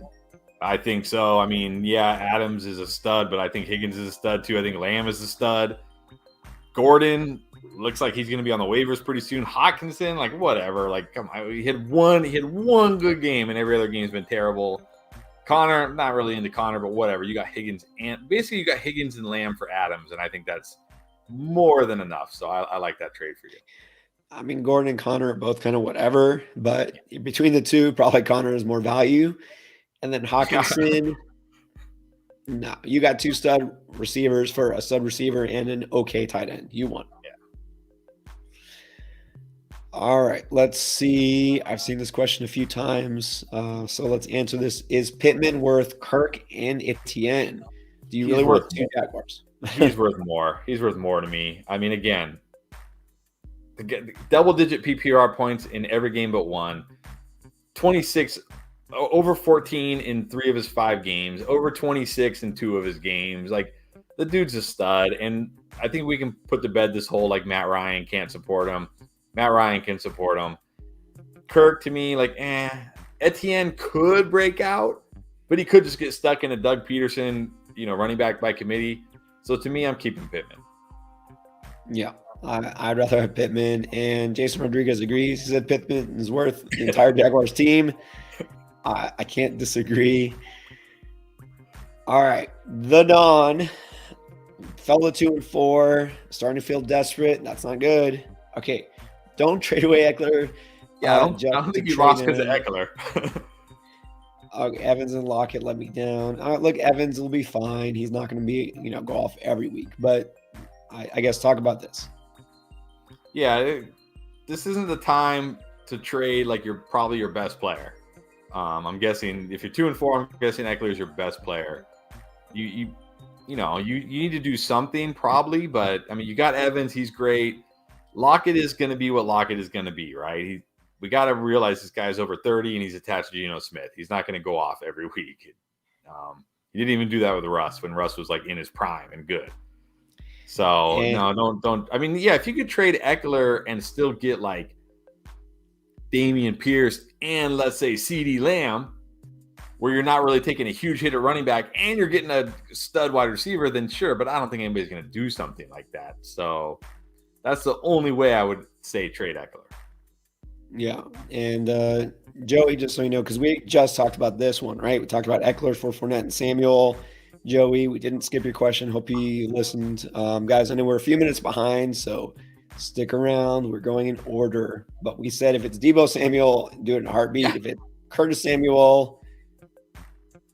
Yeah, if you could trade Eckler and get Leonard Fournette and Deebo Samuel, like do it. But if it's Curtis Samuel, then no. Yeah, don't do it for Curtis Samuel. All right. On to Mitchell Schwang. Oh, man. Wow. This is going to test me. The number one running back for, last year's number, whatever he was. Okay. A good receiver and the number one tight end. I think you have to. I think you have to. I mean, it's not fun. It's not fun trading away Saquon Barkley. But when you're getting Chase and Kelsey, I think you have to. You're getting, probably a top 5 wide receiver and at least a top 2, maybe top 1 tight end. Like, I think you have to. I agree, Mitchell. You get Chase and Kelsey. I don't think you can pass that up. Hopefully you have some good running back depth. Daniel Chavez, thank you again. Would you flex Keenan, Judy, Dylan, or Brian Robinson? Man. I mean, if Keenan plays, like if Keenan actually practices all week and plays, not one of these like doesn't practice, limited practice Friday, game time decision type of things. If he actually practices all week and plays, then I'll play Keenan because I feel better about him than these other options. But if not, I guess I'm going Judy. Maybe Dylan against the Commanders. You can't love any of these guys. No. I don't know. I'll probably go Judy if Keenan's out, but don't love it. Yeah. I mean, look, I feel like it should be Dylan. It can't be Dylan. You know what I mean? In this matchup, it should be Dylan, but yeah, I guess Judy. But Keenan, if he plays and he's like a full go. Yeah. If make sure he's a full go though. Don't do not one of these like gonna test it out. Like no, not trusting that. All right, Kellen Emsley got Tom Brady, Geno Smith, Tua, and Dak. Why so many quarterbacks? Is this a super flex or 2 quarterback league? If not, you can drop somebody. Well, yeah, he's saying he or she is saying which 2 do you drop? I mean, I definitely drop Brady and Geno. Like if I'm gonna keep 2, it's gonna be Dak and Tua. Like Brady, like I don't know what we're gonna get from Brady. Like he just played the Steelers with like the week before, Josh Allen in like 3 quarters, like 2.5 quarters, annihilated the Steelers, and in 4 quarters, Tom Brady could only score 1 touchdown, and it was like a last end of the game, last ditch effort touchdown. Like I just have no expectations for Brady, so I'm going Tua and Dak. Yeah, I guess that makes sense why you have so many quarterbacks because Tua and Dak haven't been playing. But look, Joey says it was Deebo. Okay, take it. Fournette and Deebo for Eckler, you got to take that. You have to take that. Oh, that's crazy. Yes, it is crazy. Take it. You never know. Like it's funny because I'll put in these trade videos and I'll put I try to put in there like players I think like okay like here's a player you can trade away that I think you could get this player for, and we'll get comments like no one's giving up player X for player Y. Yes, they are. Yes, they are, people. Yes, they are. Try. You never know. I mean, try. Maybe not in your league, but in a lot of leagues. Yeah. I wish I played in leagues like that. I don't, but you know what? Every league's different. So Joey, keep us on, open up a new tab, process that trade, and then come back. And then process. Yes. Hit the accept button right now. Go hit it. All right, Johnny, once again, pick up Jameson Williams. We've had this conversation before. Stash, but only if you have an IR spot open. Yeah, only if you have IR.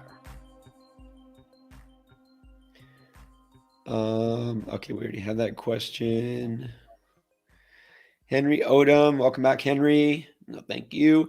All right, so let's pick 2 receivers, running backs, and a flex. Chase, Higgins. Ooh, wow. Look at these. St. Look Brown at this and Pittman. team. We're gonna have to bench some of these team. guys. Fournette, Swift, Pierce, and Stevenson. What is this team?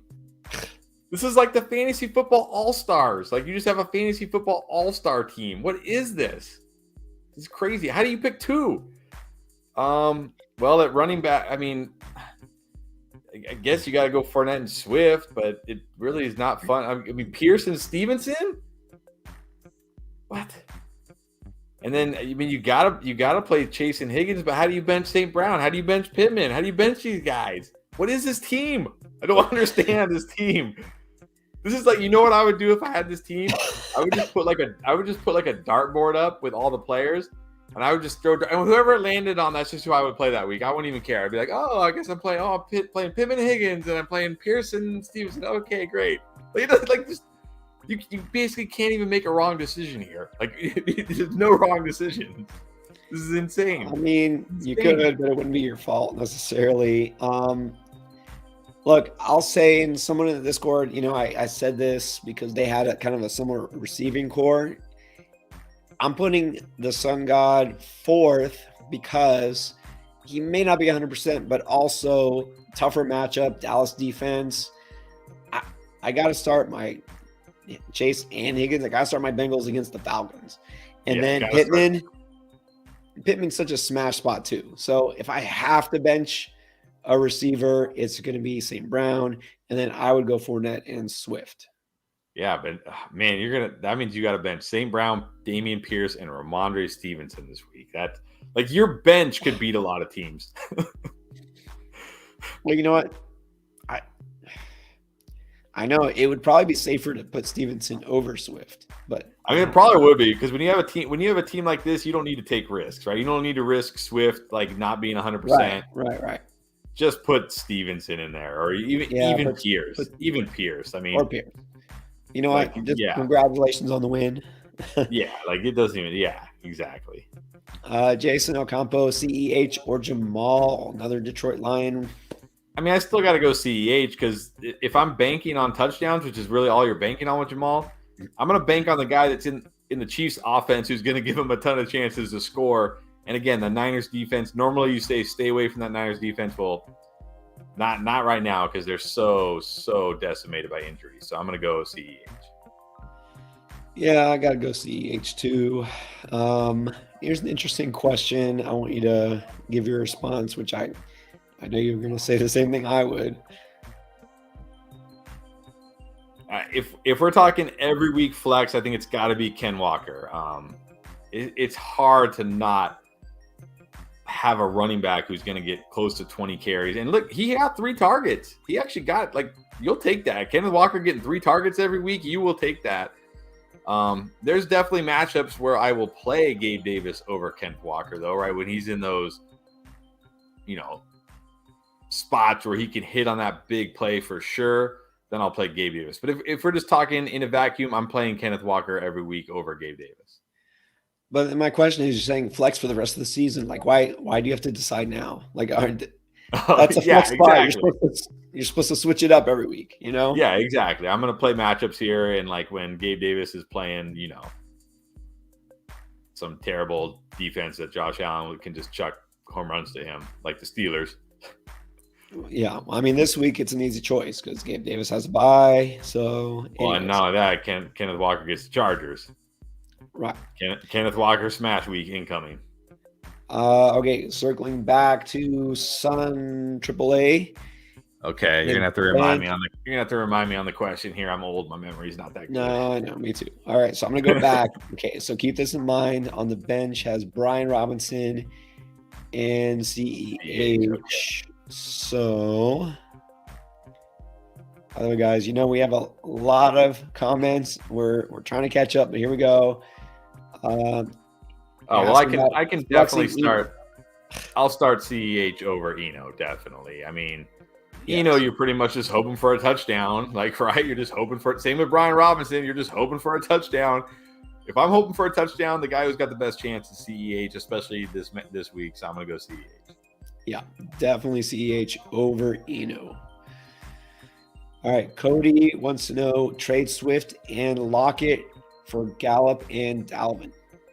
No, I don't, because I just like Swift so much more than Dalvin Cook. I prefer Gallup over Lockett, but not like by a ton. So I want to keep Swift. I agree. Jose Aldaco. Okay. That was a softball earlier. Here's a tougher one. Chris, defense question. You want to go for it? Yeah, I don't even think it's tough this week because San Francisco, even if San Francisco was healthy, do you really want to play him against Mahomes? And now that they're decimated by injury, definitely don't want to play him against Mahomes. Dallas gets Jared Goff and the Lions. Definitely Dallas. Easily Dallas against Detroit. And look, San Francisco, you don't want to start any defense against Kansas City. We know this. And San Francisco normally has a dominant defense, except they're down. Their best player, Nick Bosa. Bosa. Play one of those guys. Didn't play last week. He's banged up. They just lost Jimmy Ward, broken hand, lost Mosley, starting corner. They are decimated, which is why they lost. They also lost a defensive tackle. I forget his name, but I think they are just hurting so bad on defense right now.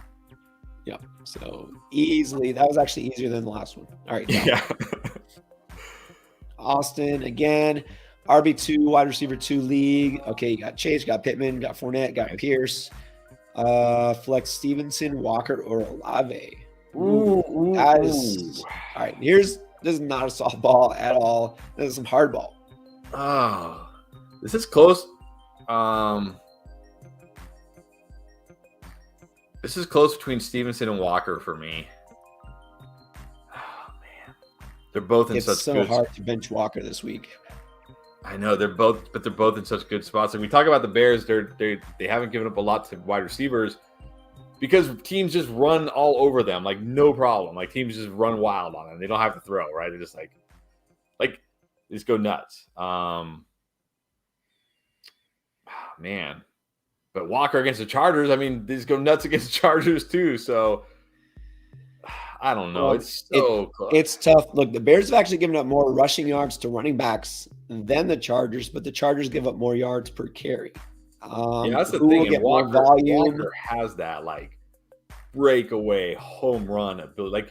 He could hit. We've seen James Robinson, we've seen Dameon Pierce. Only Latavius Murray and Melvin Gordon couldn't hit a home run against the Chargers, but that's to be expected. Kenneth Walker could hit a home run for sure this week. I think I got to give the slightest of edges to Kenneth Walker, but man, it's really close between those two. Really close. I give the edge to Walker. Like you said, Stevenson is a little bit more volume dependent, and I'm not doubting that the Patriots can beat the Bears, but I just love Kenneth Walker. So I'll go Kenneth Walker. And Ginger 94. All right, here we go. Got a whole bunch of players. We'll get through that. Should I trade Williams and Smith for Diggs or Jefferson? If you can get Jefferson, do it. Yeah, or even I like Mike Williams. I like Devonta Smith, but they're not Diggs or Jefferson. If you can get either, for sure, prefer Jefferson. Definitely prefer Jefferson. But if you can get Diggs as well, do it. Yes, definitely. Yeah, and look, I'm seeing you have Waddle as your number 2 receiver. If you get Jefferson, and then you got Metcalf as your number 3, you'll be fine. Yeah. Yeah. Try to get Jefferson or Diggs. Yeah. Okay. Well, here it is. All right. So Deval, Chitalia, and we got half PPR needed QB and a defense. All right. So Mario, I know you're gonna go here. Mariota or Matt Ryan? Definitely Matt Ryan. Don't like Mariota this week. Don't chase last week. Much tougher matchup. Don't like Mariota. Love Matt Ryan this week. I think he has a big game. And we don't just love Matt Ryan because, look what he did last week. No. Guys, he's played 6 games. 3 of them, he's gone over 350 yards. Not just 300 yards, 350 yards half the time. And now he gets Tennessee. It's a great matchup. All right. That's not chasing points. It's chasing a guy who's been good most of the time. DST, do I pick the Jets or the Colts? I like the Jets going against the Broncos. Russell Wilson hasn't looked good, and now he's dealing with a hamstring injury. Like, I like Jets defense looking good too. I like the Jets. Yeah, Colts defense has been pretty disappointing, which is why Matt Ryan's still throwing the ball a ton. It works good for him. Yeah, you got to like the Jets because Denver is just a bad offense. I mean, they just are. And look, if Russell Wilson, as bad as he's been, if he doesn't start, it's not going to get better. It's not. Yeah. Trust me. Because then they're going to bring – who's the backup now? It's not Drew Lock. I don't even know who the backup is, honestly. I don't even know. I was thinking about it today. I'm like, I don't even know who the backup is, and I didn't go check. Is it like – do they still have Brett Rippon? I don't know. I think it is, actually. I think it is because I remember he was, like, warming up one game when Russ, like, yes, it is Brett Rippon. So, yeah, just get the Jets. Either way, you're going to be fine with the Jets. All right. Let's keep going.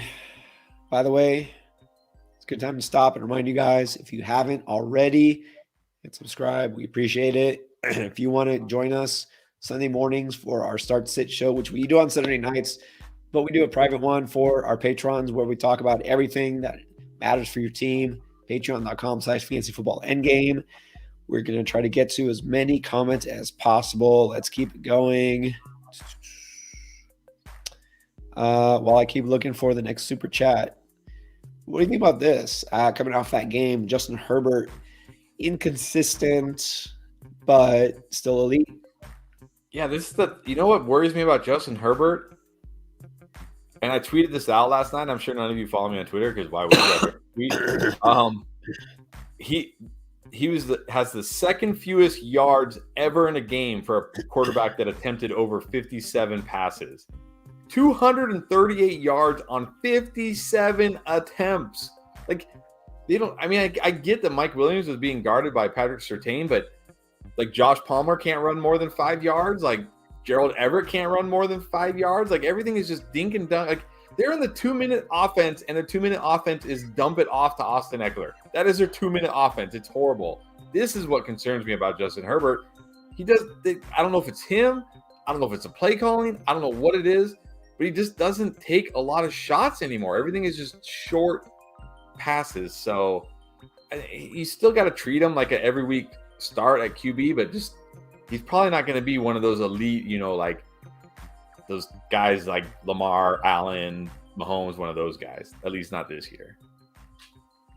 It's the play calling. Look, Joe Lombardi, it's not the first time he's been criticized for uncreative and conservative play calling.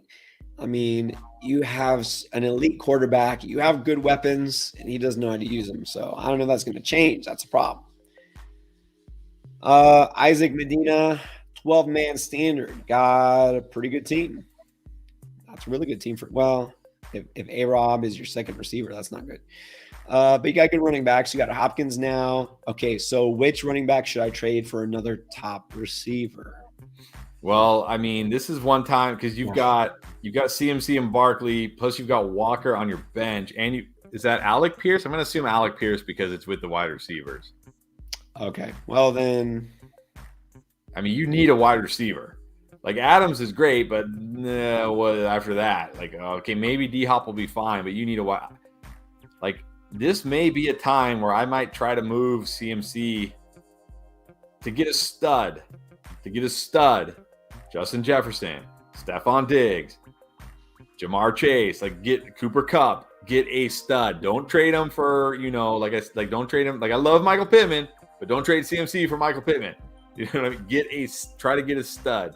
Like go to the teams that have those wide receivers and say like, offer him CMC for one of those guys because I think Kenneth Walker will be great rest of the season. No, he's not gonna be as good as CMC, but he'll be great. You already have Barkley. You need another wide receiver. And I did notice this is standard. So, CMC does okay, well, hold on. That might change things. No, well, actually, I think that confirms what you said because then CMC's value does take a little bit of hit because the receptions don't boost his total and the touchdowns, as bad as this offense might be, you know what I mean? So I think that makes me a little more likely to say, yeah, move CMC and Kenneth Walker gets a little boost if it's non-PPR. True. So I actually think that makes it better. Yeah, but get a stud. Get a stud wide receiver. Don't get a good wide receiver. Mike Chills, Team A, Team B. Okay. Okay. They're like almost the same team. Chase Lamb, Hill, Chubb, Chase Lamb, St. Brown, Barkley. I guess which team you like better? What are we just asking? Well, I like Team B better because, you've got Barkley and Kenneth Walker. So basically, you like Barkley and St. Brown over Chubb and Hill? Yes. And Team B also has Kenneth Walker as their RB2. So I don't know who Team A's RB2 is, but that's a pretty good RB2. All right. Yeah. Team B it is. Xavi, Jeff Wilson, or Travis Etienne? I'm going Etienne this week. I like the matchup, but also I'm a little nervous for Jeff Wilson this week. I think it'll be better than last week, but this could be another game where the 49ers have to throw because, again, that defense is decimated. I don't think they're going to be able to stop the Chiefs. And if that happens, that like we saw last week, that means Jeff Wilson is out of the equation. He's just not involved, right? He's not going to be involved. So Travis Etienne has big play upside, is still involved. I like Etienne this week between these two. I think it's a Debo game. I don't think it's a Jeff Wilson game. Yeah. I'll go Etienne, better matchup for sure. Titois Placencia wants to know, start Pickett. We don't even know if Pickett's going to play. Yeah, and even if he does, I'm playing Matt Ryan over him. We've talked about Matt Ryan a couple times. He's my favorite streaming option in 1QB leagues right now this week. So I could definitely drop Pickett for Matt Ryan. Yeah, I would too. I would do that regardless. All right, Daniel Chavez back again. Hawkinson, Tunyon, or Gesicki? I think I'm going Tunyon. Out of this group. Without Randall Cobb, I think he sees a decent amount of target share. And look, Hawkinson has been awful outside of that one crazy game where every wide receiver for the Lions was out. Every wide receiver was out. And Gesicki, I'm not buying into Gesicki last week. It's just, I'm going Tunyon. Look, your gut wants to say Hawkinson, but maybe this will sway you, Daniel. The Cowboys have given up the fewest fantasy points per game to the tight end. Not a single tight end has scored a touchdown against the Cowboys. It's a terrible matchup. Go with Tunyon. Tavahu. Shallow 2-quarterback PPR, need to drop a tight end for a quarterback. Okay, if it's a 2-quarterback league, I get that. Would you drop Waller or Njoku? I think I still got to drop Njoku. I do like Njoku, and he's been good, but I think I trust Waller a little bit more than Njoku. It's close. But I think if I had to drop one, I'm going to drop Njoku. And then I like Tua. I like Tua this week, and I like Tua going forward. So I think I'm going to drop Njoku for Tua. I like Tua. Yeah, man. I honestly, I want to say to drop Waller. I think I like Njoku better, but it's so hard. I know it's hard to drop Waller. There's nobody else you can drop at all. Well, look, he also said Schultz and Gerald Everett are on the waiver, so I'm sure if he drops Njoku will probably still be there next week. So if Schultz and Everett are on the wire, I'm guessing. Yeah, he said it's a shallow league, so. Yeah, if all those tight ends are just out there, it probably doesn't matter which tight end you drop. So who do you like better this week, Waller or Njoku? I think I still like Njoku better, but that's just me. All right. Let's go to Sal Sedita, Cook and Evans for Tyreek and Monty. This is very, very close. Very close. It's just, to me, it's I know I'm saying I'm down on Dalvin Cook, but am I David Montgomery down on Dalvin Cook? That's the problem. I'm not sure I'm that low on Dalvin Cook. I know it's I slightly prefer Tyreek over Evans, but I prefer Cook over Monty, and I think I'd rather have the better running back. Yeah, I think I'd prefer the Cook and Evans side. I still believe Evans will be fine, and this is just what Evans does, right? He has games like this, and everybody panics, and then he goes out the next week and, catches 2 touchdowns, and everybody's like, oh, yeah, it's fine. That's right, it's fine. I just think Monty is too much of a downgrade from Cook, so I'm going to keep Cook and Evans. Yeah, it's close, but I think I do prefer Cook and Evans as much as I love Tyreek. Big Wheeze. I have Kenneth Walker, Damian Pierce, Breece Hall, all rookie running back team. You know what? That was a good move. Ramondre and I'm guessing Jonathan Taylor. Jeez, how about a stacked? How jealous are all of us over this running back group right here? Yeah, but we don't know what his receiver group looks like. Which two? I can't sit Breece Hall, and I can't sit JT if he plays, unless it's one of those things where it's like he's not practicing, like going to be a game time decision. Then maybe I don't risk it with Jonathan Taylor because you have so many good options. But if Jonathan Taylor practices all week and plays, I can't sit him, and I can't sit Breece Hall right now. I can't. Like, you have some good options, but I can't sit Breece Hall right now, so I'm going Hall and JT. I can't sit Hall. I mean, if Jonathan Taylor plays, I can't sit him. I can't. If he doesn't, or if he's iffy, I would go with Walker. I mean, it doesn't matter.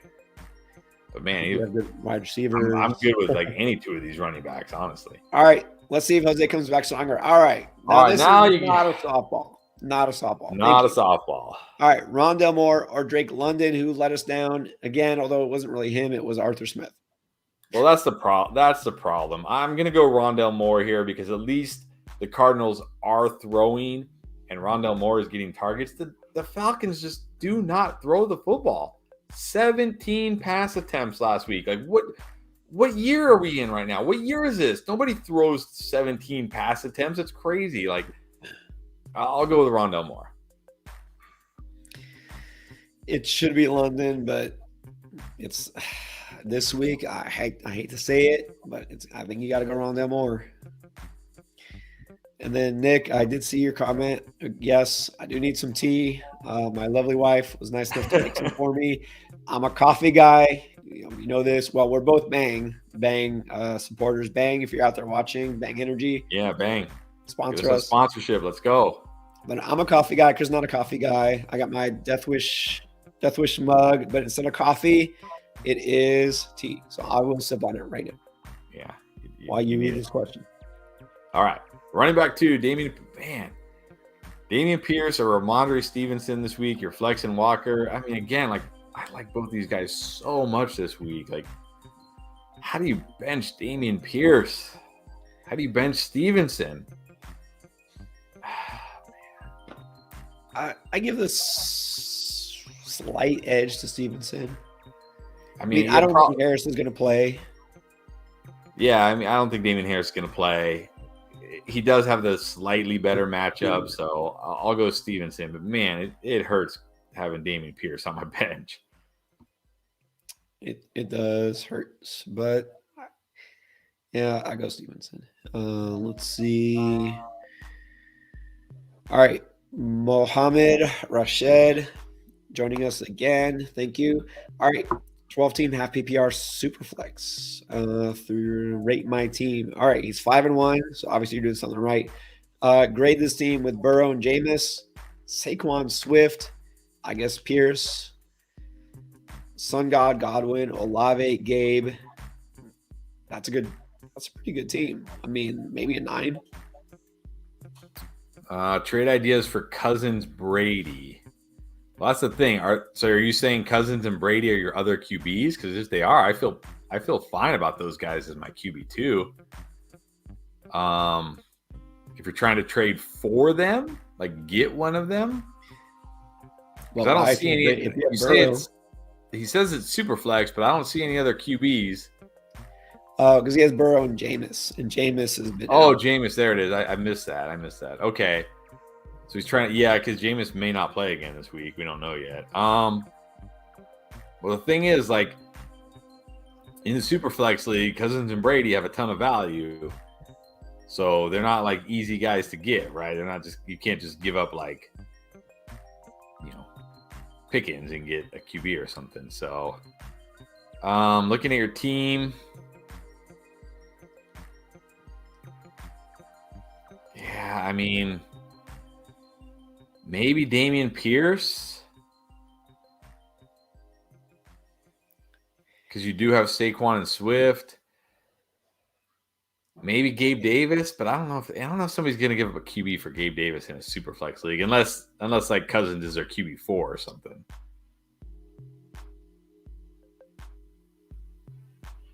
Yeah, and super flex is tough to get a quarterback, Yeah. fair value.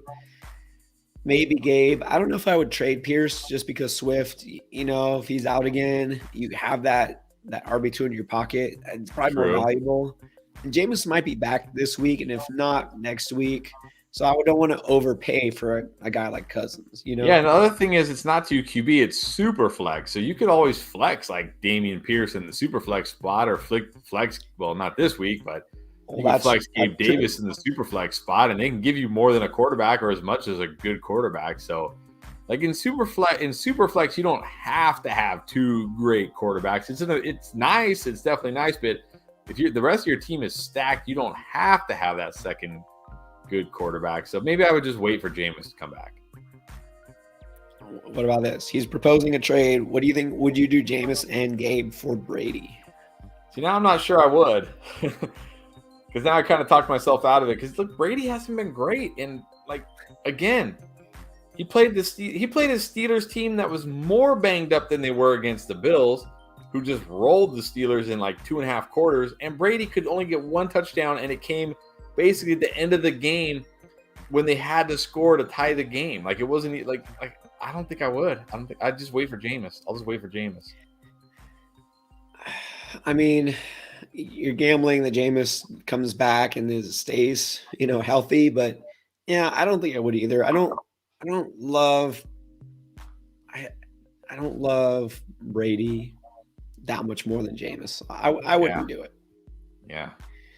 All right, we're almost caught up on super chats, but this one, Amarion really wants this question answered because he doesn't have his charger and his laptop's 100%. All right, look, the struggle is real. So here we go. Would you start Jeff Wilson or Kenyon Drake? I'm going Kenyon Drake. Again, I'm worried about that game script for Jeff Wilson, and the Browns are terrible against the run. Even if Dobbins plays, like we know he's not going to play a significant amount of snaps. I think Drake will get plenty of run, plenty of chances against the Browns. I like Kenyon Drake more than Jeff Wilson this week. And that's the main reason I put Kenyon Drake as a top running back pickup this week.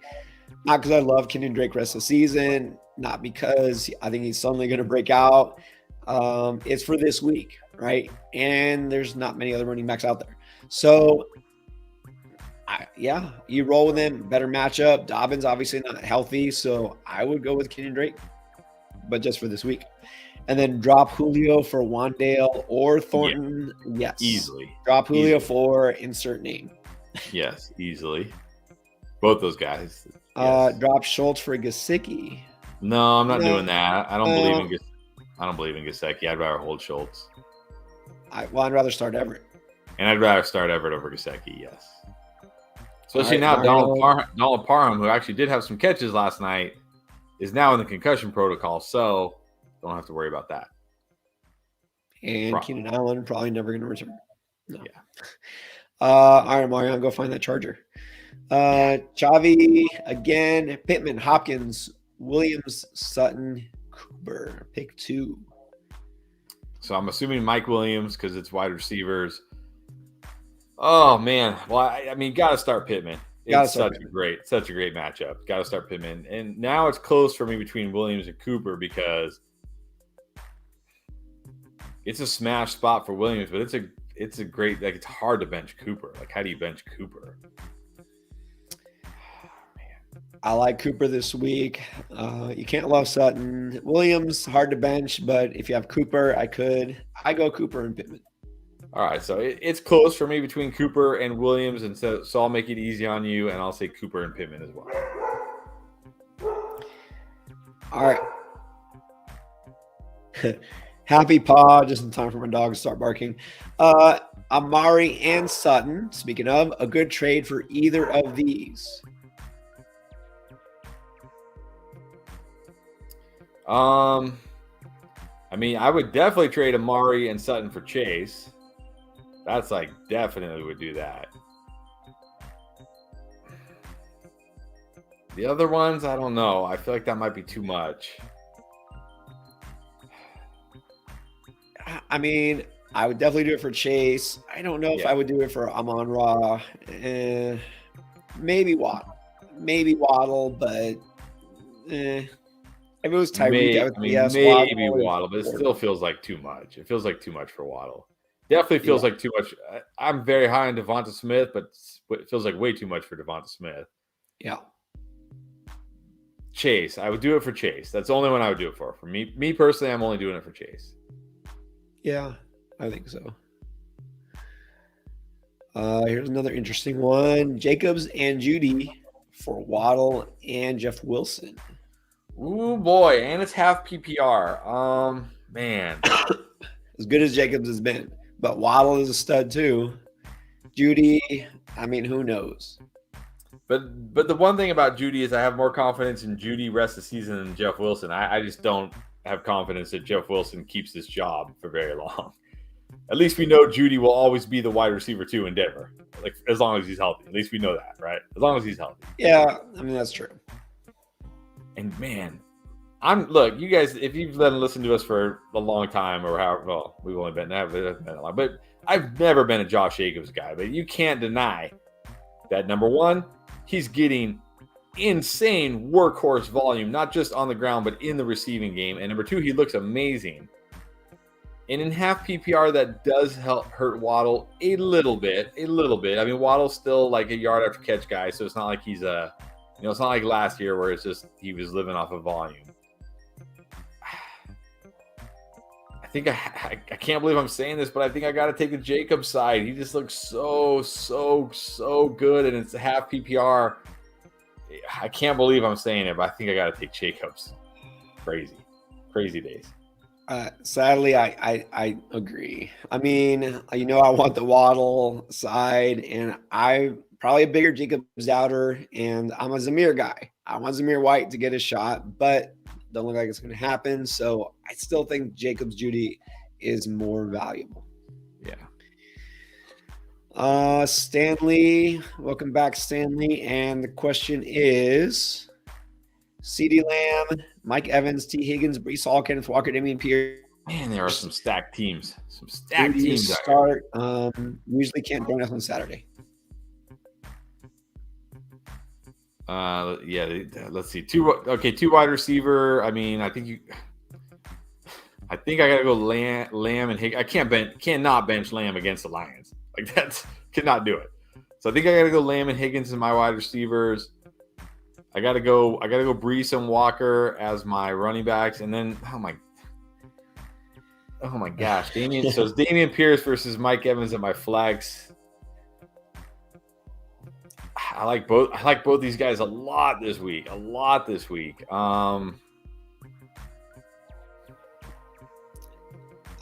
go Evans.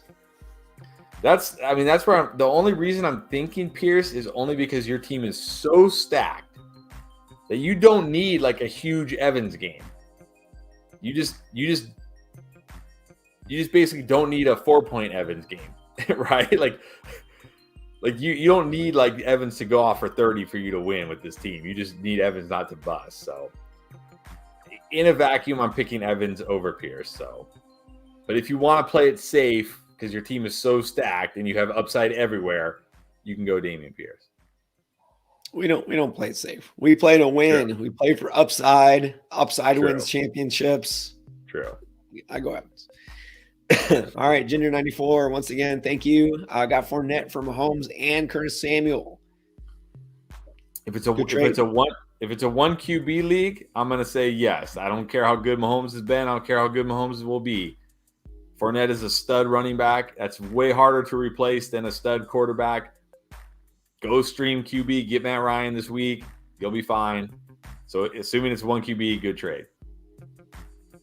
Yeah, crazy as it sounds, it's usually easier to replace quarterback than running back on the waiver wire. So, yeah, I think that's a good deal. Anytime you get a stud running back, it's not a bad deal. And I think we're actually caught up on all the super chats and the live chats. You want to do a couple All of right. quick ones, lightning round? Some guys All right, maybe we well, haven't talked about. hopefully you guys are still here. Hopefully, Mr. Jones, you're still here. Pull up a trade one. Dylan for Olave. Easily Olave, easily. Yeah, definitely Olave. Olave looks like a stud. All right, how about this one from Delonte Tucker? CD for Jefferson. Jefferson is the wide receiver one. Nothing is going to push me off of that. You got to like Jefferson. Gotta like Jefferson. Okay, this one warms my heartstrings. Do you drop DJ Moore for Jamison Williams? Why not? I think I would say at least hold DJ Moore through the trade deadline. I don't think he's going to get traded, but like if he somehow miraculously gets traded to Green Bay or something, you're going to wish you had DJ Moore. So I'd at least hold DJ Moore through the trade deadline. But after the trade deadline, he's gone. He's off. Cut him. I did see though in the Discord somebody put a news item. Do you see that with the Chiefs like cleared salary room? Like what's up with that? Yeah, I mean, there's it could happen. It could happen. So it's worth holding on to. But after that, you can get rid of him. All right, let's see. Ertz or Njoku? Jason asking. Ertz or Njoku? I wouldn't be worried about Robbie Anderson, but I mean, yeah, Ertz is still solid, but I kind of like Njoku. I like Njoku just a little better. I think it's close. I do still like Ertz because now Hollywood's gone. So it's like I was worried about Ertz. Like, okay, Hopkins is going to come back. There's not going to be targets for him, but Hollywood's gone. So the targets should still be there. But Ertz he's just no upside really. So I'll go with Njoku. And then Robert asking, how much would you bid for Latavius Murray?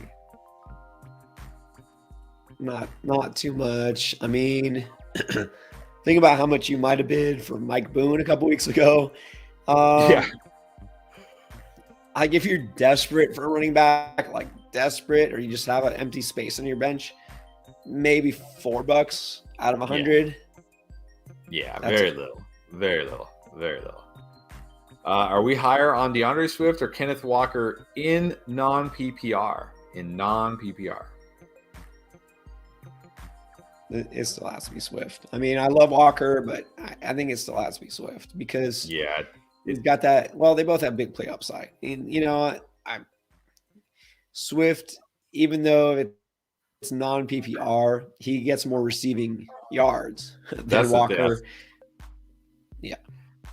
I think, I was going to say, I think sometimes people, and I kind of do this too, like we think of like pass catching backs, like, in standard, like they lose all of that. Like, no, they still get those yards. Like they still get the yard. Like if Swift only runs for 50, but catches 50, he still gets 100 yards. Like he still gets 100 yards. So you can't it's like, he doesn't get the points for the receptions. Certainly non-PPR closes the gap more, but I still got to prefer Swift. And the thing that it does, those receiving backs, they have that weekly floor because they won't completely get game scripted out. In fact, DeAndre Swift becomes more valuable when the Lions are losing because they give him the ball more, just as a receiver. This one must be important because it's in all caps. Avanar, pick two: D-Hop, Pittman, or Chris Godwin. Not D-Hop. I got you got Pittman. Let's wait and see D-Hop. You got Godwin. You got Pittman. I can comfortably bench D-Hop. Yep. Who do we like better this week, Pittman or Amon-Ra? Although shouldn't really be doing that. Was my bad. Shouldn't do a start-sit question, but my bad. But I did it, so let's answer it. Pittman, easily Pittman. Yeah, no need to risk it with Amon-Ra coming off the ankle. Tough matchup. Just go Pittman. Just real quick, I do want because it could affect waiver wire. How long is Hollywood out for? I don't think we have had an official thing, but last I heard 6 weeks. They have the bye, which would be week 13, but they have a bye week 13, so probably not going to have Hollywood until week 14. But look, the first report was it might have been season ending, so big sigh of relief that he could be back in time for the fantasy playoffs at least. So that's good. But on the same hand, they said they hope he'll come back this season. It's not a for sure thing. Yeah, not a for sure. Oh, but don't drop. Hold on. We got ourselves a super chat. South Sea Oh, 77. wow. Thank you. Thank you. All right. So here we go. Okay, so Sutton, Olave, London, Lockett, Barkley, CMC, JT. What? Wait, Brees Hall? Jeez. Okay, so you went robust RB. I get that, right? Because you look at Sutton as his number one receiver, but okay. Was offered Debo, Pittman, and Aaron Jones for Barkley, J-Rob, and Schultz. Look, I'm gonna say for your team, you should take that because you still are gonna have CMC, Jonathan Taylor, and Brees Hall. Like, you might not even miss Saquon Barkley, and you're getting Debo and Michael Pittman. Like, look, Aaron Jones for you, you're not even gonna play Aaron Jones, but whatever. Like, you're getting Debo and Pittman. That's a huge upgrade for your wide receiver room, and you really won't even feel it at running back. Definitely take that. Take that trade. Definitely. Take that and run. I mean, Look, J-Rob is like nothing to you. I mean, it's a 10-man league. At this point, Robinson doesn't really have that great value anyways in a 10-man league. Schultz, he's not even playable. So you're basically giving up Barkley, but you're getting two stud receivers and a playable running back who is also someone you don't need. This is a huge win for you, and this should make you, honestly, the best team in your league. I don't see how anybody could top this. For sure. Your team is now stacked. Do that trade. If you got offered it, go, you don't have to close it. Open a tab, accept, and then come back. All right. Austin dropped us a super chat again, and here my message is farther up. Okay, let me look farther up. It is, do you see Austin Lowe? Austin Lowe, there it is. All right. Also 10 team. Dak, Cook, Stevenson, Hopkins, Evans, Olave, Amon-Ra, Godwin, Kelsey. All right, so you're stacked at receiver. Traded Sutton and Dobbins for Mixon. Is that a win? That's a win because, again, you've got Evans, you got Olave, you got Amon-Ra, you got Godwin. You even got, like, Hopkins just going to be sitting on your bench every week probably other than buys. You needed the running back upgrade. I like that a lot for you. Yeah. Your team looks smart move. Yeah, your team looks really, really good now. You're 4-2. I think you're set. I think you're ready. You got a championship caliber team. So now just play the waivers and then just, avoid the injuries, right? That's what it usually comes down to, like avoid those big injuries. So, and I keep saying it, but again, we get new viewers every week. We appreciate you. This is what we're about. It's not just saying start or sit. I mean, that's important. Don't get me wrong. But the draft is just the start of the season. Yeah. This is what makes you a championship team. And this is where the fun is in fantasy football. It's not sitting back and just plugging in your lineup. You make trades, you make moves, right? You get ahead of the game. This is how you build a championship team. It's through waivers. It's through smart trades. And that's what we're trying to help you. And that's why we go live to do this, just talking about trades and smart pickups, because that's what's going to help you win. Because start, sit, that's a lot more luck, right? We don't know. We try and we think we know. We don't know, but we do our best to use information to get an advantage, to make informed decisions. But this is where you build a winning team, and you guys are doing it right. Good job, Austin and South Sea. That's what we're about, trying to get ahead of the game and make the moves that others are not doing in your league. Yeah, we got this one. Etienne somehow on the waiver wire, but also Kenyon Drake. Are we picking Kenyon Drake up over Etienne? It's got to be Etienne. I know we like Drake this week, but beyond this week, who knows? You got to pick up Etienne. Definitely pick up Etienne if he's on the waiver wire. How about this trade? Is this too much? Trade away Chris Godwin to get David Montgomery and Leonard Fournette. Oh, sorry. Trade away Chris Godwin and Montgomery to get Leonard Fournette. My bad. I think it's a little too much. I mean, Godwin he's looking good. I mean, he's a solid wide receiver 2, high-end wide receiver 2. And Monty is startable every week. So it's not like if it was like a James Robinson, I'd say, okay, then get Lenny. But Monty is pretty solid, so it's close, but unless you're really hard up for a running back, I probably wouldn't do that. Yeah, I think it's a little too much for Fournette.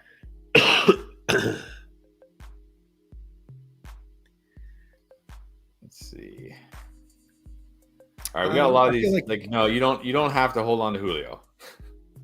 You do not have to hold Julio. Yeah, I saw this question. I don't know if this was like trolling or what. I mean, maybe he'll be healthy for the real life NFL playoffs, for the real life Buccaneers, but not for your fantasy playoffs.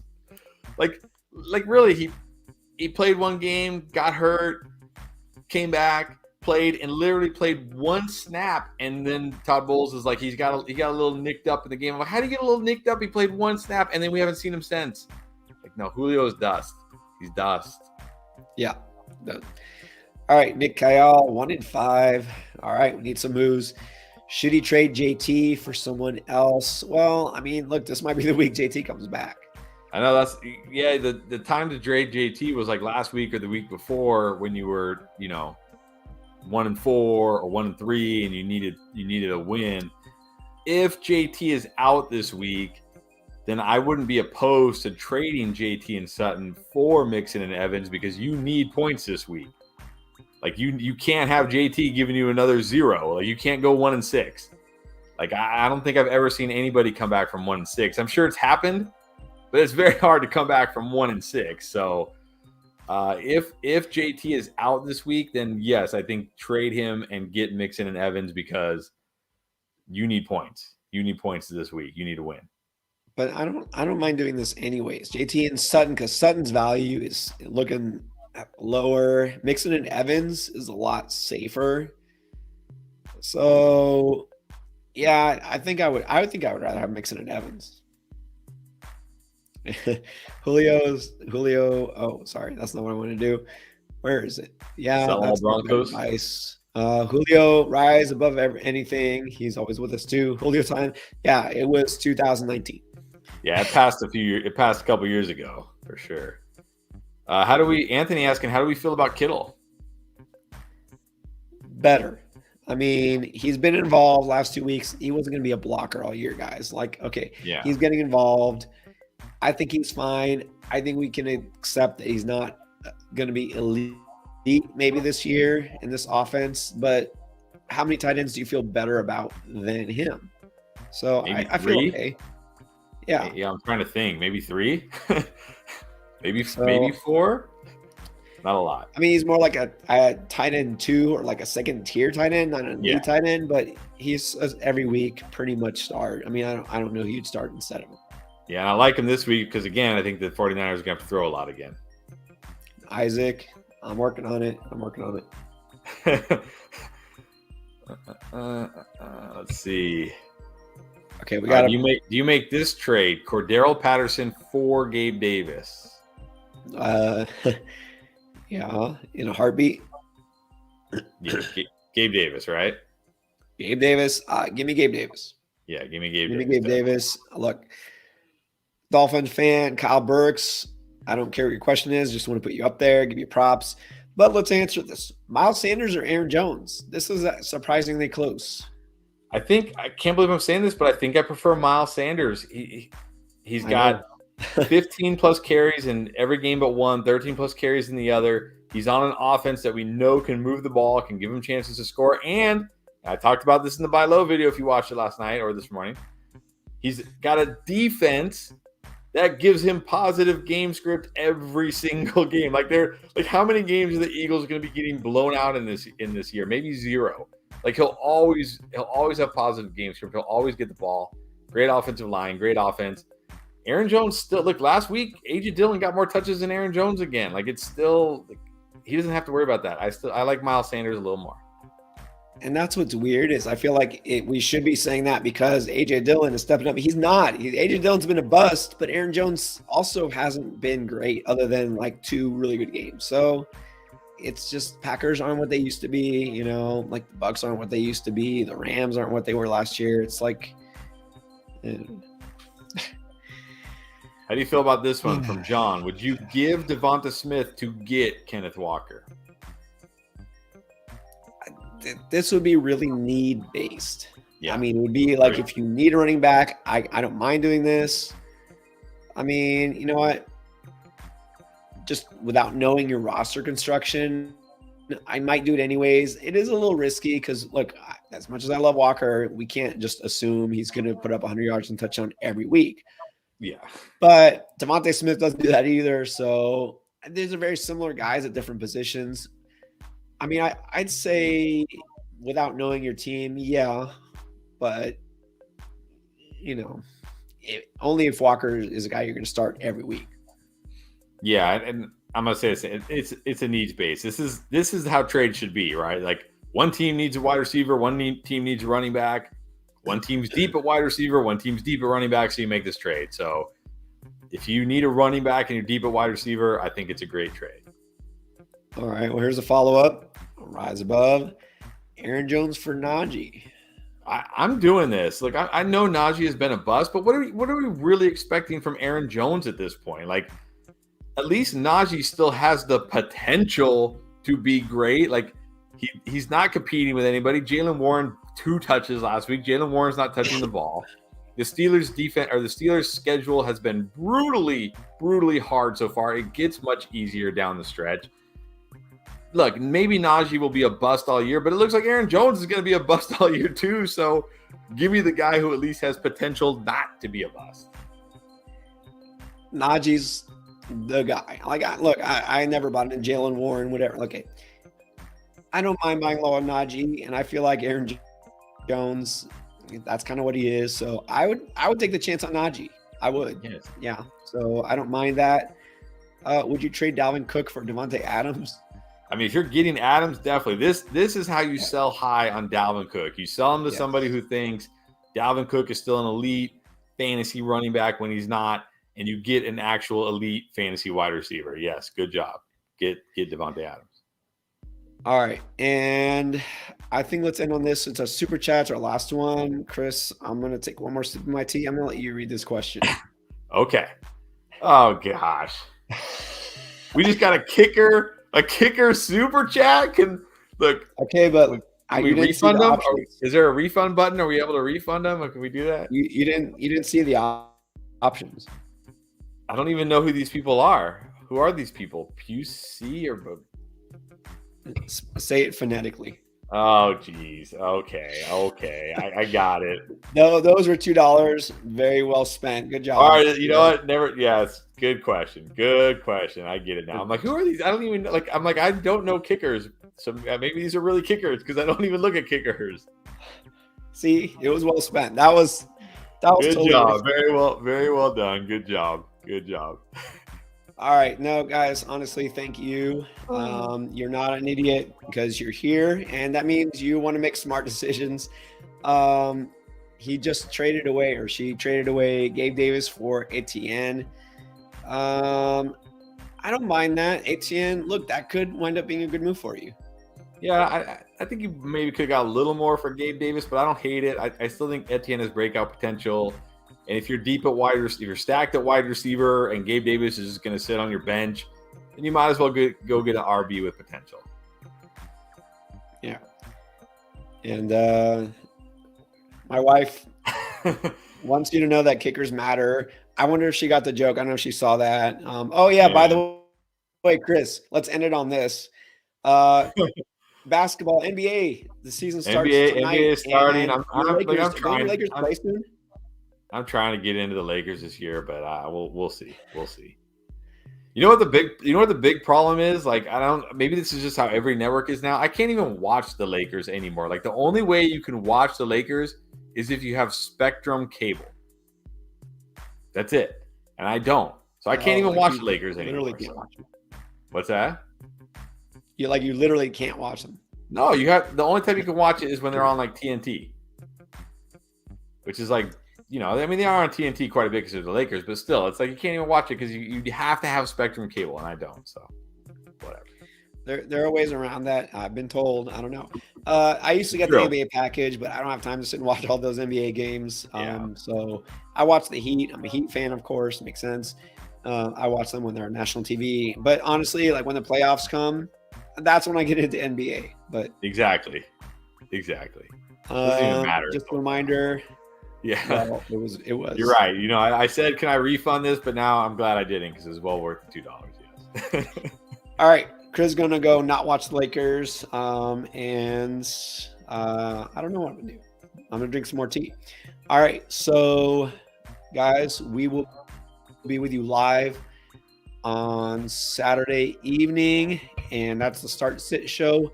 I will be live on location in Seattle, Washington. I'm out of town, but nothing is going to stop me from being with the Endgame community. Not rain or illness or locusts, doesn't matter. We always go. We're here to help you guys. Join the Discord. All right, Chris, you finish. Okay, yeah. All right. So definitely don't forget, if you want the Patreon, join us Sunday morning. Private show just like this, but very intimate. We have all the latest news, the actives, the inactives, who's in, who's out. Less than $5. Patreon.com/fantasyfootballendgame. Plus, you get to support us and help us do this more and more because sadly, we still actually have real jobs outside of fantasy football. Also, if money's tight for you, which I know it is for a lot of people, we have a free option. That's our Discord server. You're going to have to check the description. It's in the description of every single one of our videos. Download it, install it. It's easy. Sign up for it. Get in our Discord for free. We'll help you in there as well. If you've stuck with us and you're still watching, you haven't subscribed yet, why not? Hit the subscribe button, hit the like button. And right after this, we're going to be publishing our running back start sit video. So you don't even have to get off YouTube. Just go watch that video right now in like 1 minute. I think I got it all. All right, guys. All right. See you on Saturday.